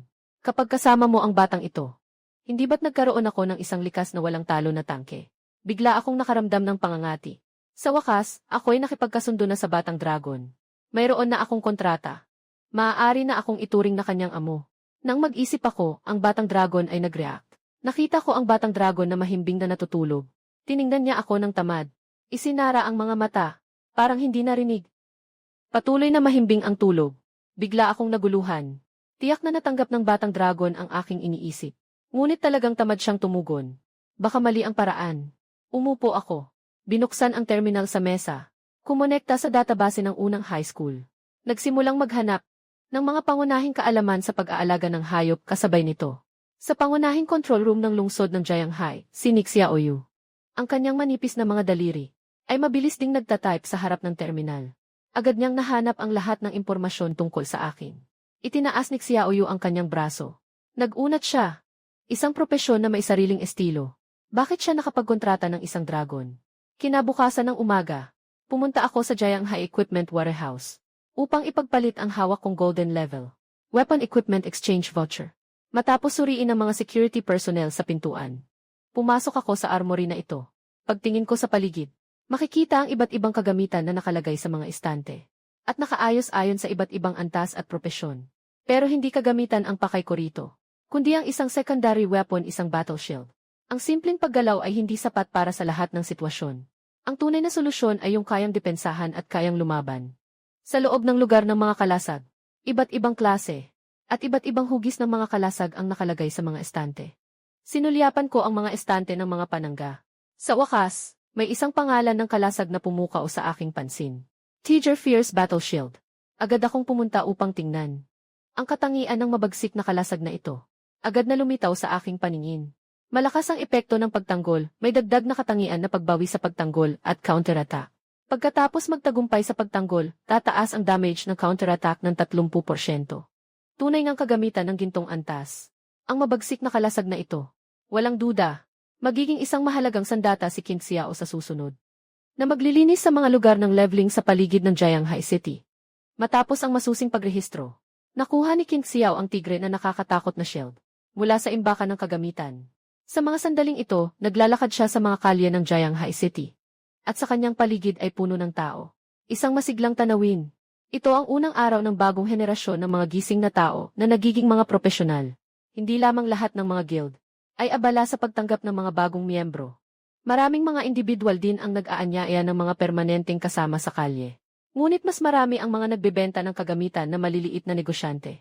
Para sa kanila, ang ganitong karaming mga gising na tao na nangangailangan ng bagong kagamitan ay tiyak na isang malaking pagkakataon sa negosyo. Sa wakas, hindi lahat ay may sapat na kapital para bumili ng set sa auction.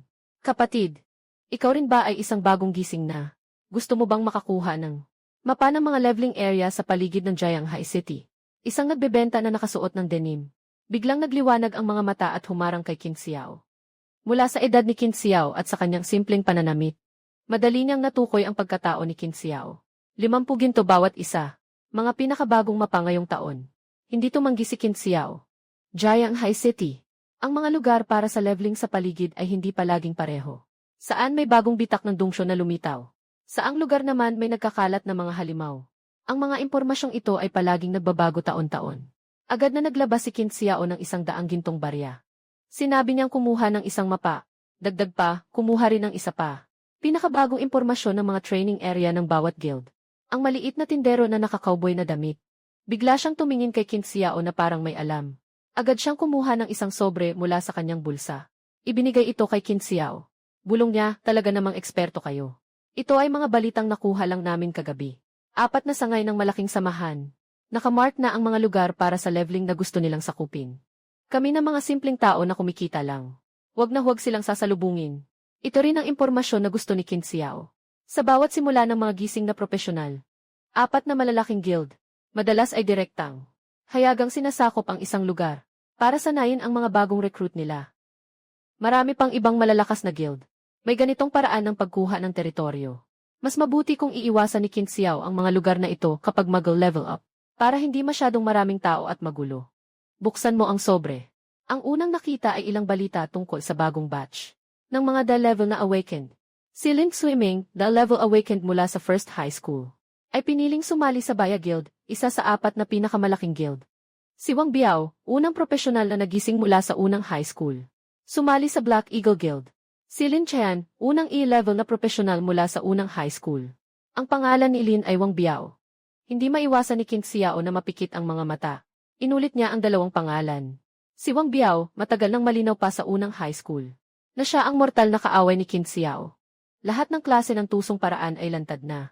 Pero iba si Lin Swimming. Napakalihim ng taong ito. Sa totoo lang, matagal nang napansin ni Qin Xiao. Na si Lin Swimming na araw-araw na sumusunod sa kanya.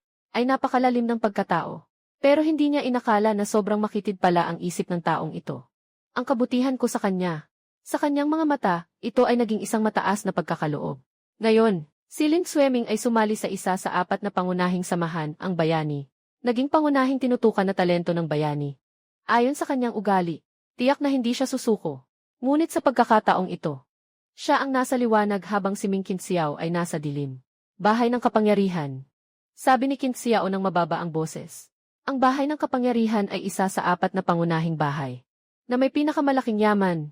Ang pangulo na si Tang Zhenyuan ay may hawak na libu-libong bilyong yaman. Halos lahat ng yaman ng bahay ng kapangyarihan ay nabili gamit ang pera. Mga elite na miyembro sa loob ng bahay. Lahat sila ay may magagandang benepisyo. Para sa mga pangunahing sinanay na talento, sila ay labis na mapagbigay. Sa talento ni Lin Suming bilang L-level na professional na Frost Sword Master, hindi na nakakagulat na siya ay napili ng Baye. Ngunit bilang isa sa 4 na pangunahing guild, hindi rin makakabuti para sa Baye.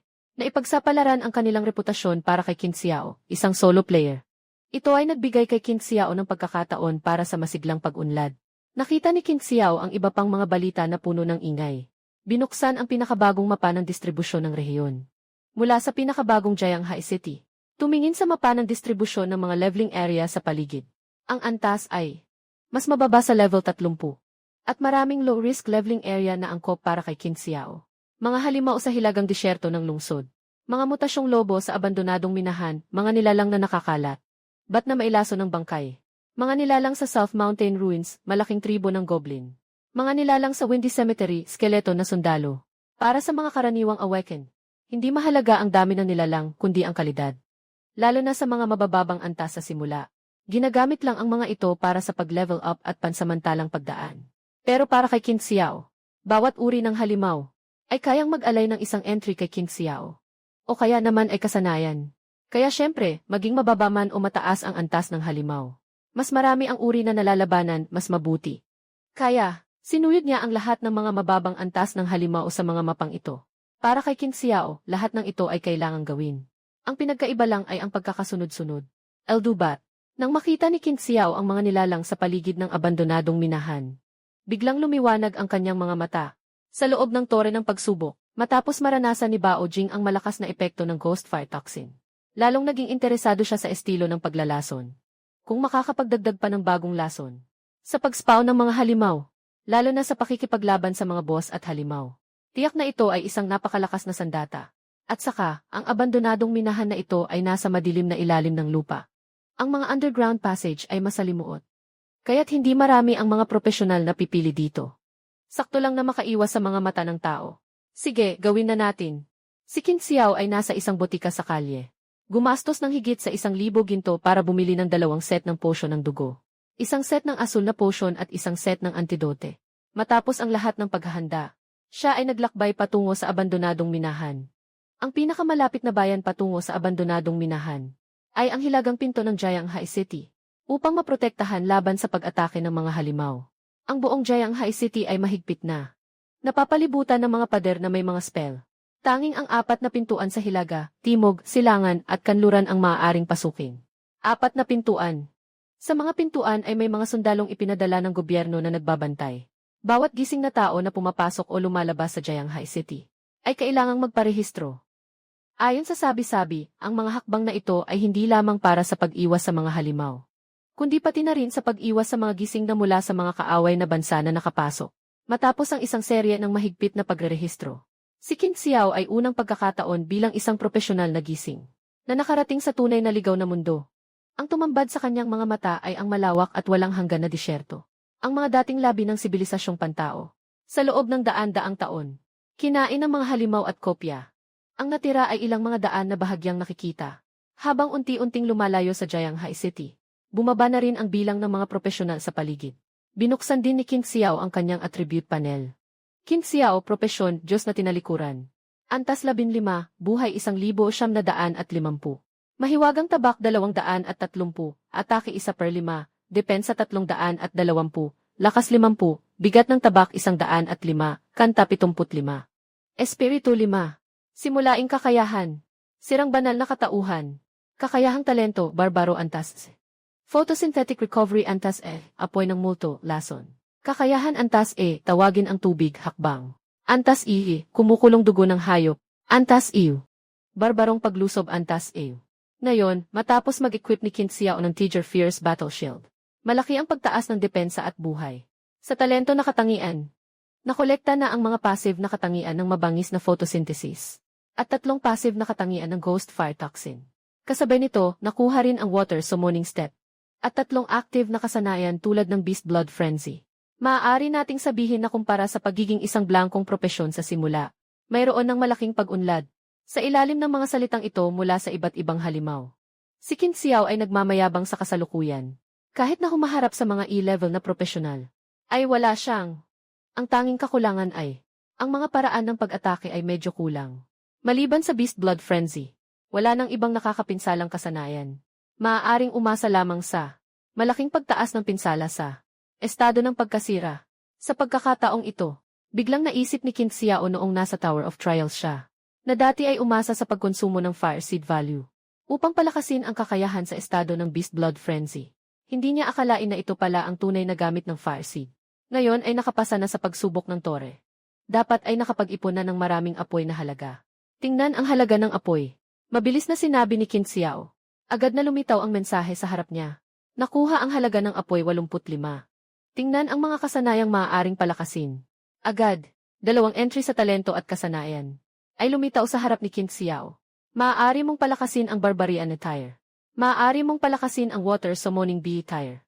Bilang karagdagan, ang iba pang mga entry at kasanayan ay nakikita bilang kulay abo. Kulang ang apoy. Naiintindihan ko na. Naintindihan agad ni Qin Xiao ang mekanismo ng pagpapalakas ng Fire Seed. Lahat ng mga katangian at kasanayan. Sa bawat antas ng pagpapalakas, ang Fire Seed na kailangan ay tumataas ng exponential. Noong nasa Tower of Trials noon, pinataas ni Qin Xiao ang Berserk ng B rank, at naging A rank na Beast Blood Boiling. Nagamit ang 0 puntos ng apoy. Sa ngayon, mahirap nang gawing S tier ang Beast Blood na nasa G tier. Kailangan ng buong 100 puntos ng apoy. Kahit na nakumpleto ko na ang buong Tower of Trials, hindi pa rin sapat ang naipon kong apoy. At ang Photosynthesis Recovery na F tier, gustong gawing is S tier. Kailangan ng eksaktong 1,000 na halaga ng apoy. Mukhang ang pinakamahalagang gawain sa kasalukuyan ay ang mangolekta ng malaking halaga ng apoy. Naalala ni Qin Xiao na noong una niyang pinatay ang isang goblin na sundalo, nakatanggap siya ng 1 puntos ng halaga ng apoy. Kahit na pinatay ang mahigit sa 100 maliliit na ghost spider. Nagbigay lamang ito ng higit sa 0 puntos ng halaga ng apoy. Talagang hindi siya naglakas loob na mag-aksaya. Habang dumarami ang mga kataga sa hinaharap, kailangan ng mas pinahusay na kakayahan o talento. Dapat ding pumili ng mga kataga. Ilalaan ang halaga ng apoy sa mga pinakamahalagang kataga. Ngunit, ang pagpapalakas ng Beast Blood Frenzy ay tiyak na hindi isang masamang pagpipilian. Ito ay isang kakayahan na tanging mga halimaw ng lahing Orsi ang mayroong na nagbibigay ng agarang pagtaas ng pinsala. Kahit na sa lahat ng katulad na kasanayan, siya ay namumukod tangi. At ang bentahe ni Qin Xiao ay, ang mga tao na nagising, ay hindi makakakuha ng mga entry at kasanayan. Ngunit siya ay madaling makakakuha sa pamamagitan ng pagsasakripisyo. Ang barbaridad ng goblin na hindi namamatay. Ang photosynthetic na pagbawi ng trend at ang laso ng apoy ng multo ng spider. Ito ang natatanging kalamangan ni Qin Xiao. At kakaibang bentahe niya. Sumunod siya sa gabay ng mapa. Unti-unting nakarating din si Qin Xiao sa abandonadong minahan. Matatagpuan ang minahang ito sa isang liblib at masukal na lugar. Ang pasukan ng minahan ay kalahating gumuho na. Ang natitirang bahagi ay nakatukod lang sa mga durog na bato. At tila anumang oras ay maaaring bumagsak. Hindi nakapagtataka na karamihan sa mga tao ay ayaw pumunta dito. Makita ang ganitong anyo ng abandonadong minahan. Hindi rin nakaligtas si Qin Xiao, na gumawa ng maraming mental na paghahanda para sa sarili. Isang hakbang ang ginawa, muna sa paligid upang maglibot. Sakaling may mga palatandaan ng pagguho ay makakatakas agad. Kumuha si Qin Xiao ng isang glass tube mula sa kanyang backpack. Isang nilalang na parang alitaptap. Ang tahimik na nagkukubli sa loob. Ang liwanag na lumalabas ay eksaktong nagbigay liwanag sa paligid ni Qin Xiao. Sa loob ng 3 hanggang 4 na metro. Ang ganitong insekto ay tinatawag na ilaw na insekto. Ito rin ay isang uri ng banyagang nilalang na binili ni Qin Xiao mula sa isang nagtitinda sa tabi ng kalsada. Mura ngunit de kalidad at kayang magtagal ng liwanag.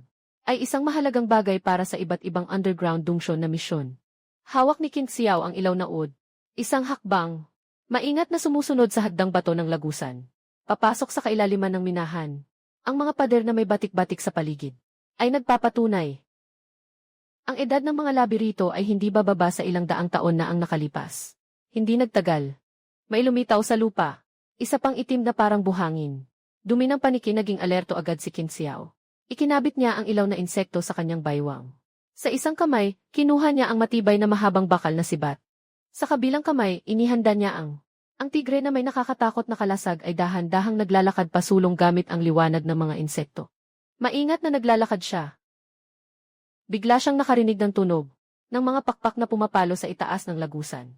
Sa susunod na segundo, maraming itim na anino ang tumalon patungo kay Qin Xiao. Tinatayang may 15 piraso ng mga nakalalasong paniki. Bawat isa ay kasing laki ng agila. Biglang yumuko si Qin Xiao. Itinaas ang tigre na dibdib na kalasag upang protektahan ang kanyang ulo at dibdib. Agad niyang naramdaman ang ilang malalakas na pagsalpok at ilang malalambing na tunog. Ngunit si Qin Xiao ay umatras lamang ng kalahating hakbang. Hindi siya nasaktan sa anumang paraan. Ito ang galing ng gintong antas na armas. Ang lakas ng tigre na dibdib na kalasag. Mabisang pagharang. Napigilan ni Qin Xiao ang lahat ng pinsala mula sa biglaang pag-ataking ito. Ang 10 mahigit na mga lasong paniki. Pagkabangga sa kalasag ni Qin Xiao. Parang bumangga sa isang pader. Ilan sa kanila ay nahilo at bumagsak agad sa lupa. Nang makita ito ni Qin Xiao, mabilis niyang itinaas ang hawak niyang mahabang sibat, at buong lakas na tinusok ang mga lasong paniki sa kanyang paanan. Sumabay ang tunog ng isang mahabang baril na tumusok sa laman sa katawan ng nakakalaso na paniki. At lumabas din ang isang numero ng pinsala. 157 kasabay nito. Lumabas din ang buhay ng nakakalaso na paniki. Nakakalaso na paniki, antas 11. Buhay 43,200. Nasa 200 ang buhay ng nakakalaso na paniki. Ngayon, kayang patayin ni Qin Xiao ang 3/4 ng buhay nito sa isang putok. Agad siyang nagdagdag ng isa pang putok. Ipinadala ang bangkay na ito ng nakakalaso na paniki sa langit. Biglang pumasok ang puting liwanag kay Qin Xiao. Ang karanasan ay halatang tumaas ng kaunti. Para sa kasalukuyang antas ni Qin Xiao, may tuturing na ito ay masagana. Gayunpaman, ang pagkamatay ng isang nakakalaso na paniki. Ngunit nagdulot ito ng kaguluhan sa mga natitirang bangkay na paniki na nagliparan sa paligid. Sa madilim at masikip na minahan, walang masisilungan si Qin Xiao. Nang isang paniki ang biglang sumugod sa likuran niya. At sinamantala ang pagkakataon upang kumagat ng malakas. 29 na pinsala kahit hindi mataas. Ngunit agad na lumitaw sa harap ni Qin Xiao ang isang paalala. Nahulog ka na sa estado ng bangkay na lason 5 na naipon na pagkahilo. Agad na naramdaman ni Qin Xiao ang isang pagkalito sa kanyang harapan. Parang nagiging mas malabo ang kanyang isipan. Ito ang epekto ng laso ng bangkay. Bagaman hindi mataas ang pinsalang dulot ng pagkalason bawat segundo. Ngunit maaari itong magdulot ng isang naipon na estado ng pagkahilo. Kung hindi agad gagamit ng panlaban sa lason. Ang naipon na pagkahilo ay aabot sa itinakdang halaga. At magdadala sa target sa ganap na, hindi makagalaw na pagkahilo. Agad na nakasandal si Qin Xiao sa pader. Itinaas ang kamay na may hawak na kalasag para protektahan ang sarili. Sa isang kamay, kumuha siya ng bote ng panlaban sa lason. Itinaas ang ulo at agad na ininom ito. Habang unti-unting nagiging malinaw ang kanyang paningin. Ang patuloy na pagkalaso ni Qin Xiao ay unti-unting humihina ang epekto sa kanyang buhay. Nabawasan na ang pagkahilo. Ayos, isang bote ng antidote. Pero hindi pa rin tuluyang natanggal ang laso ng bangkay. Kaya uminom ulit si Qin Xiao ng isa pang bote ng antidote. Saka lang tuluyang naalis ang lason sa kanyang katawan. Ipinapakita nitong napakahirap tanggalin ang laso ng bangkay.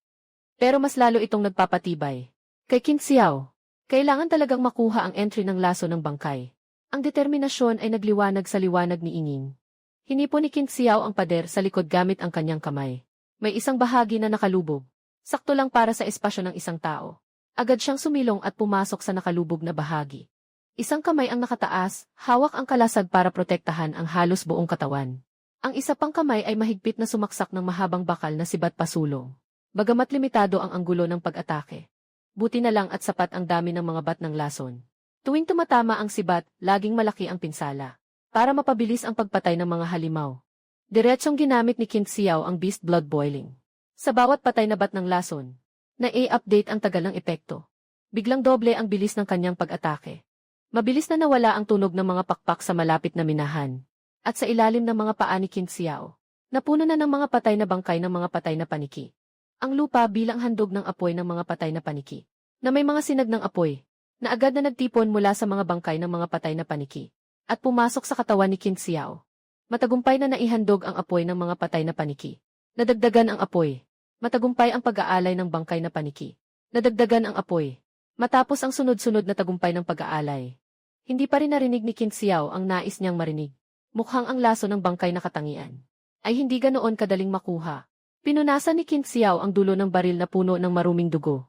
Patuloy na naglalakad papasok sa kailaliman ng minahan. Sa daan, muli niyang pinatay ang isang grupo ng mga bangkay na paniki. Ang higit pang nagpapahirap kay Qin Xiao ay, sa napakadilim na, at masalimuot na minahan na ito, ang mga bangkay na paniki, ay palaging nakakaramdam ng kanyang pagdating ng maaga. Tuwing dumarating sa isang lugar ng pagtitipon, palaging may sorpresa si Qin Xiao ng sabay-sabay na atake. Kapag hindi nag-ingat, tiyak na matatamaan. At mahuhulog sa estado ng laso ng bangkay. Ngunit mabuti na lamang at ang karanasan ay masagana. Kasabay ng mga puting liwanag ng karanasan, na pumapasok sa katawan ni Qin Xiao. Umabot na sa 17 na antas si Qin Xiao. Isang bangkay na nakakalaso na paniki ang apoy sa kanyang katawan. Ay buong puso ring inalay ni Qin Xiao Shun. Kasabay ng mga abiso ng matagumpay na alay. Sa wakas, isang napakakaaya-ayang tinig. Ang lumitaw sa tainga ni Qin Xiao.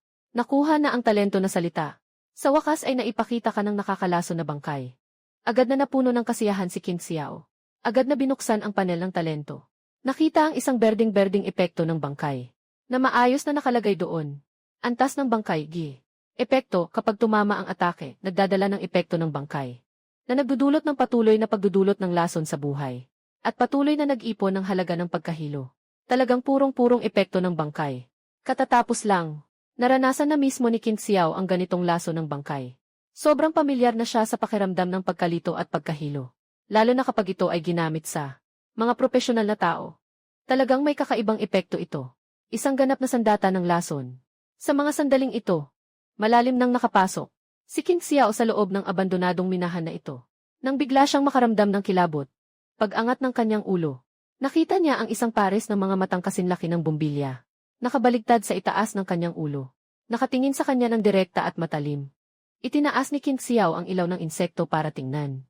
Nakita, isang bangkay na nakasabit sa pader na bato na isang vampira. Ngunit, mas malaki ito ng 3 beses kumpara sa karaniwang vampira.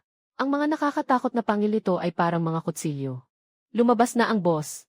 Biglang nanginig ang puso ni Qin Xiao. Itinaas ang tigre na kalasag. Humarap sa itaas at naghanda ng laban. Kasabay ng isang itim na hangin na dumaan. Sa itaas, isang higanting paniki. Biglang tumalon patungo kay Qin Xiao. Matinding tumama sa kalasag. Napakalakas na puwersa. Mas matindi kaysa sa mga naunang grupo ng maliliit na paniki. Agad na itinulak si Qin Xiao pabalik. Nahulog sa lupa sa madilim na liwanag. Tumingin sa dalawang pangil na parang mga kutsilyo. Napapalapit sa kanyang leg. Agad na itinaas ni Qin Xiao ang kanyang kalasag upang harangan. Agad na naramdaman ang matinding panginginig sa kanyang palad.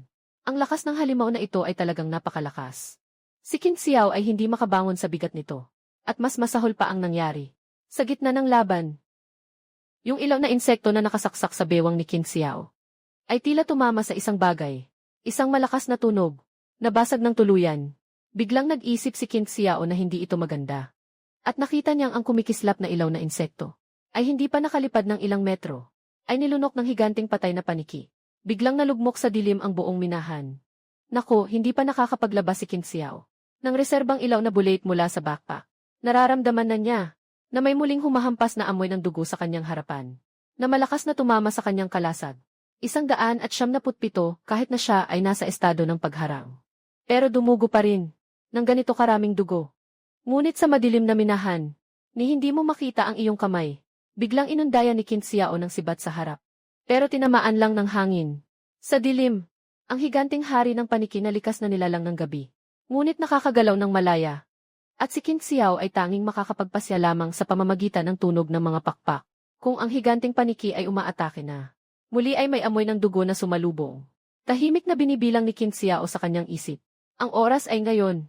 Biglang umusbong ang laso ng apoy ng mga multo. Ang magaspang na bakal na pang-ukit sa kamay ni Qin Xiao ay biglang sumabog.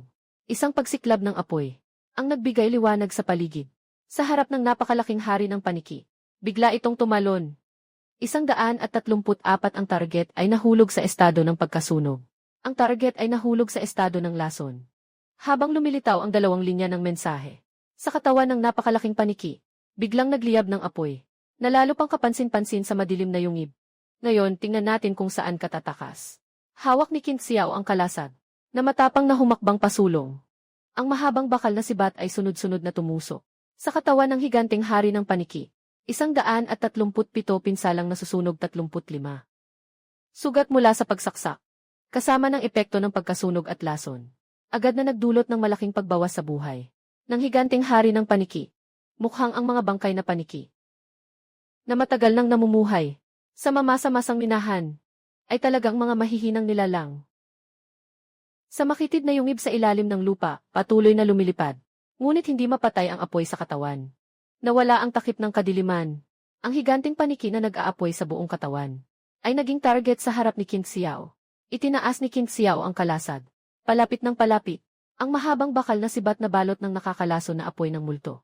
Patuloy ang pag-atake. Isa na namang sunod-sunod na halo-halong pinsala ang lumabas. Ang life bar ng hari ng bat na mailason sa bangkay ay halos kalahati na lang ang natitira. Samantalahin ang kahinaan niya para tapusin siya. Si Qin Xiao ay mabilis na nag-activate ng Beast Blood Frenzy. Agad siyang napuno ng bagong lakas. Malaki ang itinaas ng pinsala at bilis ng pag-atake. 238 sa isang sigaw ng pag-iyak ng hari ng mga patay na paniki. Ang boss na nakatambay sa abandonadong minahan ay sa wakas bumagsak sa ilalim ng matibay na pang-ukit ni Qin Xiao. Isang nakakasilaw na puting liwanag ang agad na pumasok sa katawan ni Qin Xiao, na nagbigay daan sa kanyang direktang pag-angat ng antas. Kasabay nito, sa katawan ng hari ng mga patay na paniki, muli na namutawi ang isang sulo. Ang sulo ng sakripisyo sa hari ng mga patay na paniki.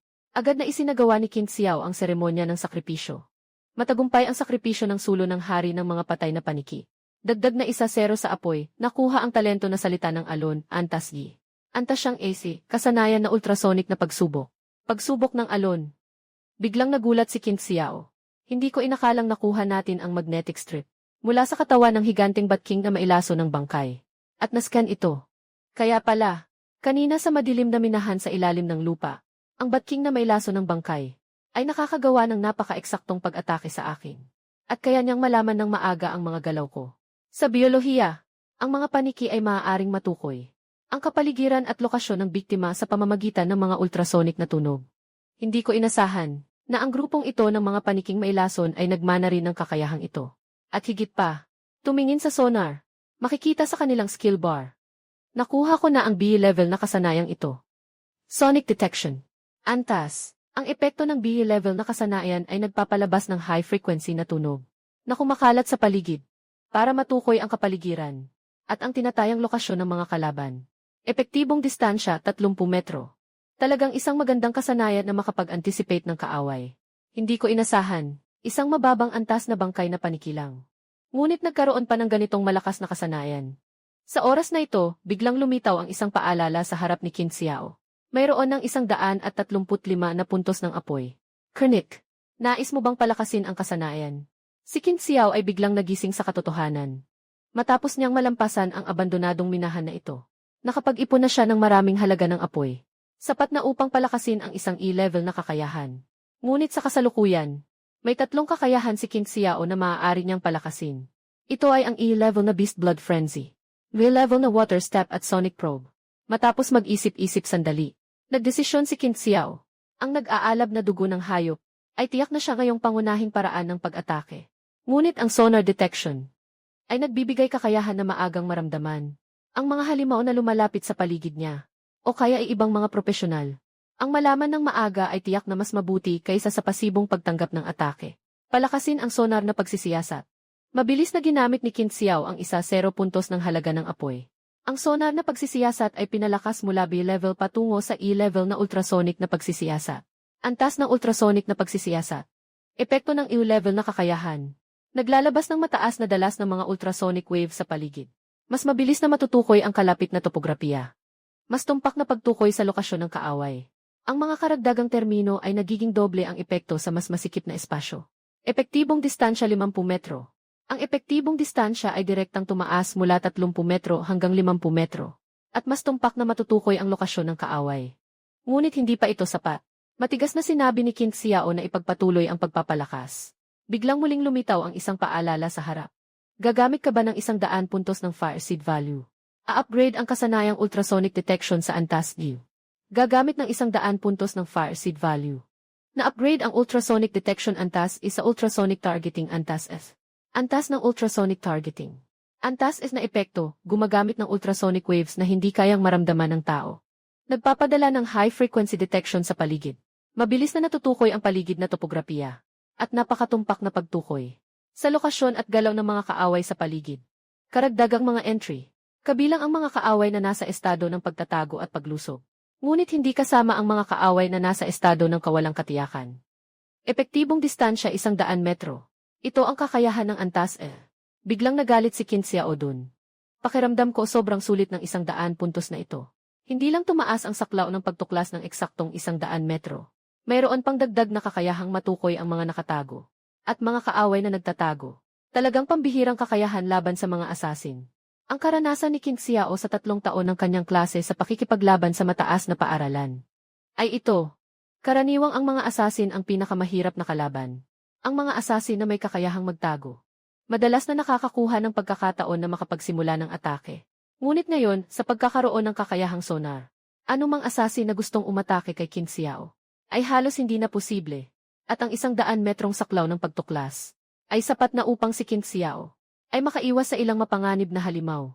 Kahit na sa pagkuha ng mga monster o sa pagpasok sa dungsyon. Mas magiging ligtas ang proseso. Isang abandonadong minahan lamang ang nagdala kay Qin Xiao ng napakaraming sorpresa. Sa susunod na 3 araw, matamis na karanasan para kay Qin Xiao. Kaya't nilusob niya ang paligid ng Jianghai City. Lahat ng mga mababang level na training area. Inialay ang apoy ng nagbagong anyong lobo sa hilagang disyerto. Nakuha ang kakayahang matakaw sa dugo. Suranggo na atake sa malapitan, may 5% lifesteal effect.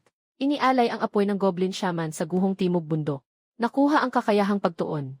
Aranggo, positibo 100 sa mental na katangian. Inialay ang apoy ng sundalong kalansay sa libingan ng malakas na hangin. Nakuha ang kakayahan. Ang resistensya sa laso ng mga patay na antas ay nadagdagan ng 100. 4 na leveling dongjon. Hindi lamang tumaas ang antas ni Qin Xiao sa 25, kundi nakakuha rin siya ng ilang mababang antas na kagamitan. Kalawangin na baluti, katad na pulseras, nabubulok na pantalon, bota ng balat ng hayop. Bagaman lahat ito ay mga mababang antas na kagamitan ng itim na bato. Bilang karagdagan sa batayang depensa, wala nang anumang karagdagang katangian. Ngunit sa wakas, nakabuo na ng isang kumpletong kagamitan. Pagkatapos isuot ang kagamitan, muli nagkaroon ng makabuluhang pagtaas sa mga katangian ni Qin Xiao. Qin Xiao, propesyon, Diyos na tinatanggihan, antas 25. Buhay, 2,920. Magi, 450. Atake, 271.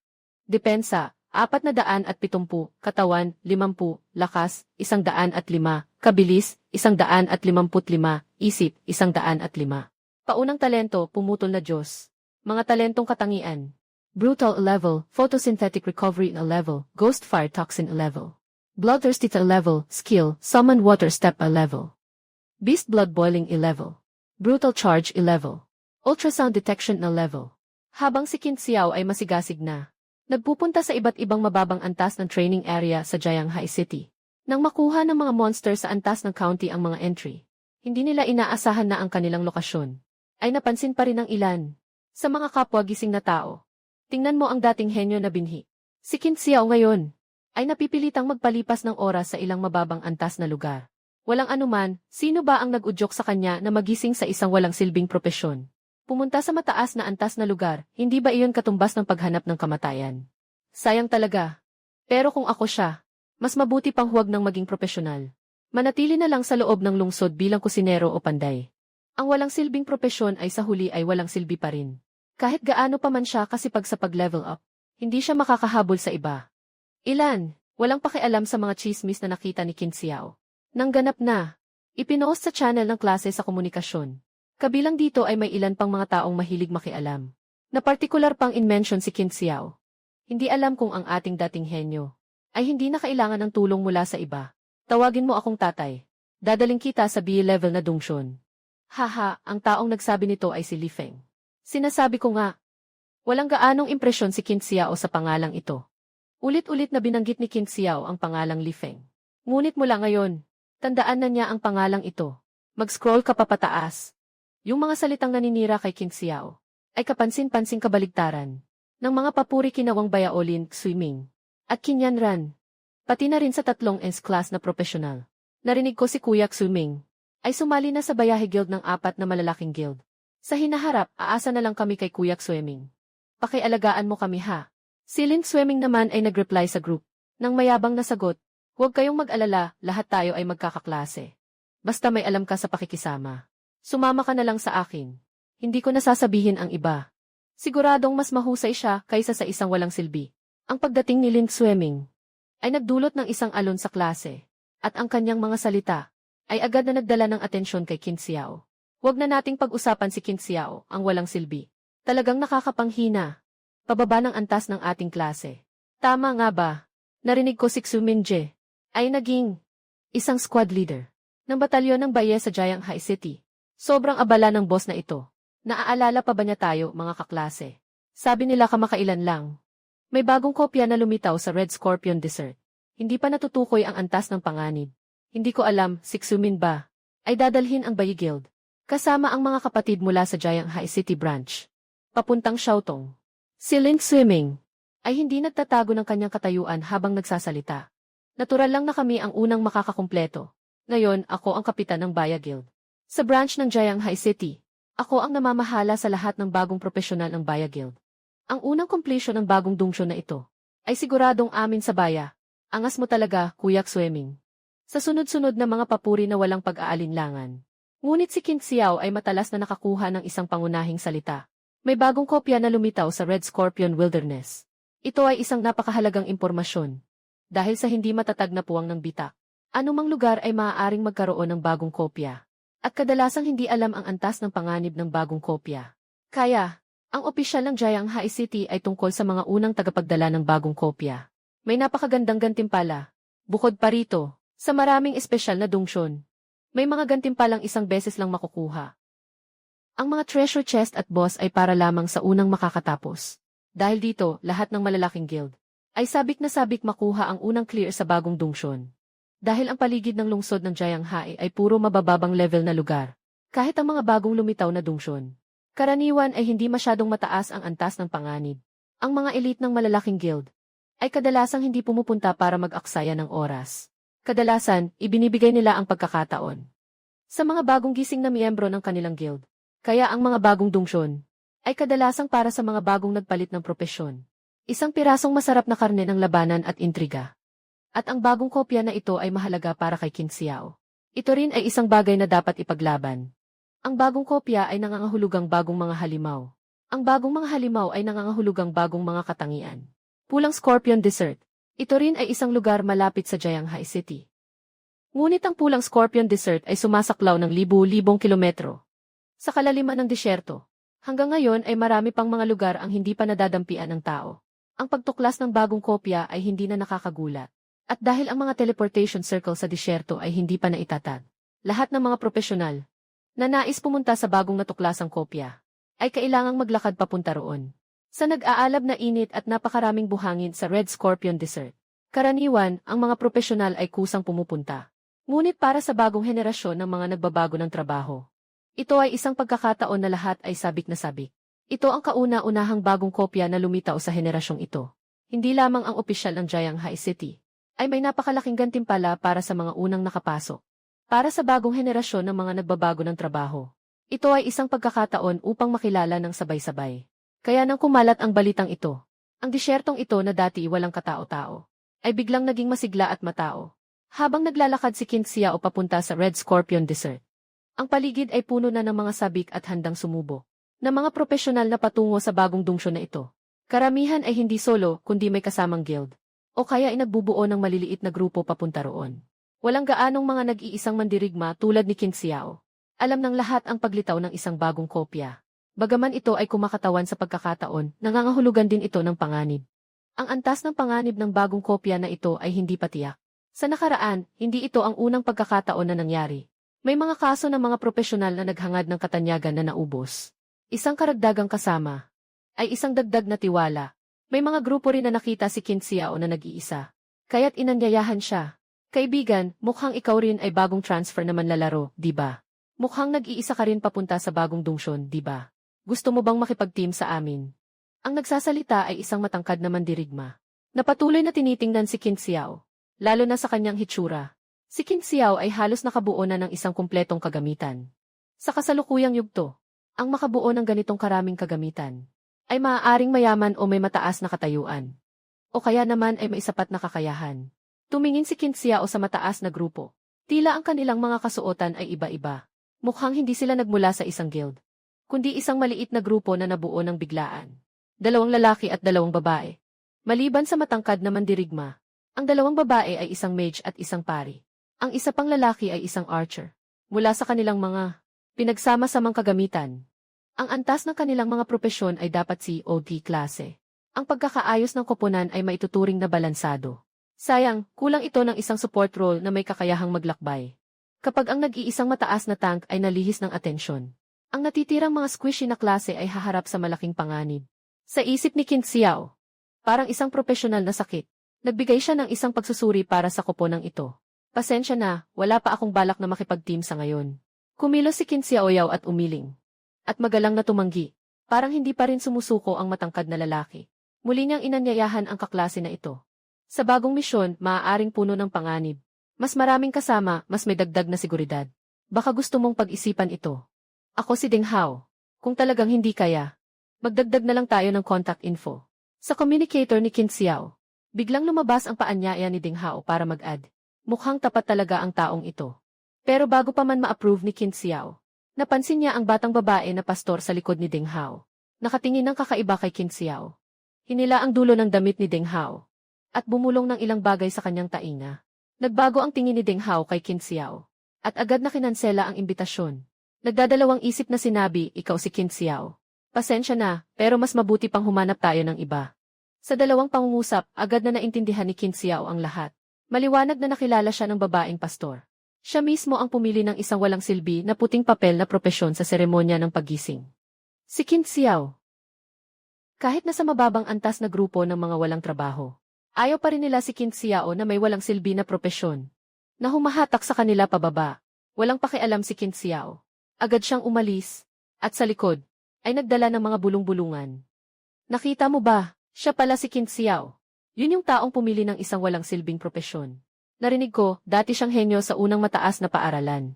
Tingnan mo ang kanyang kagamitan ngayon. Mas mababa pa ang estado niya kaysa sa atin.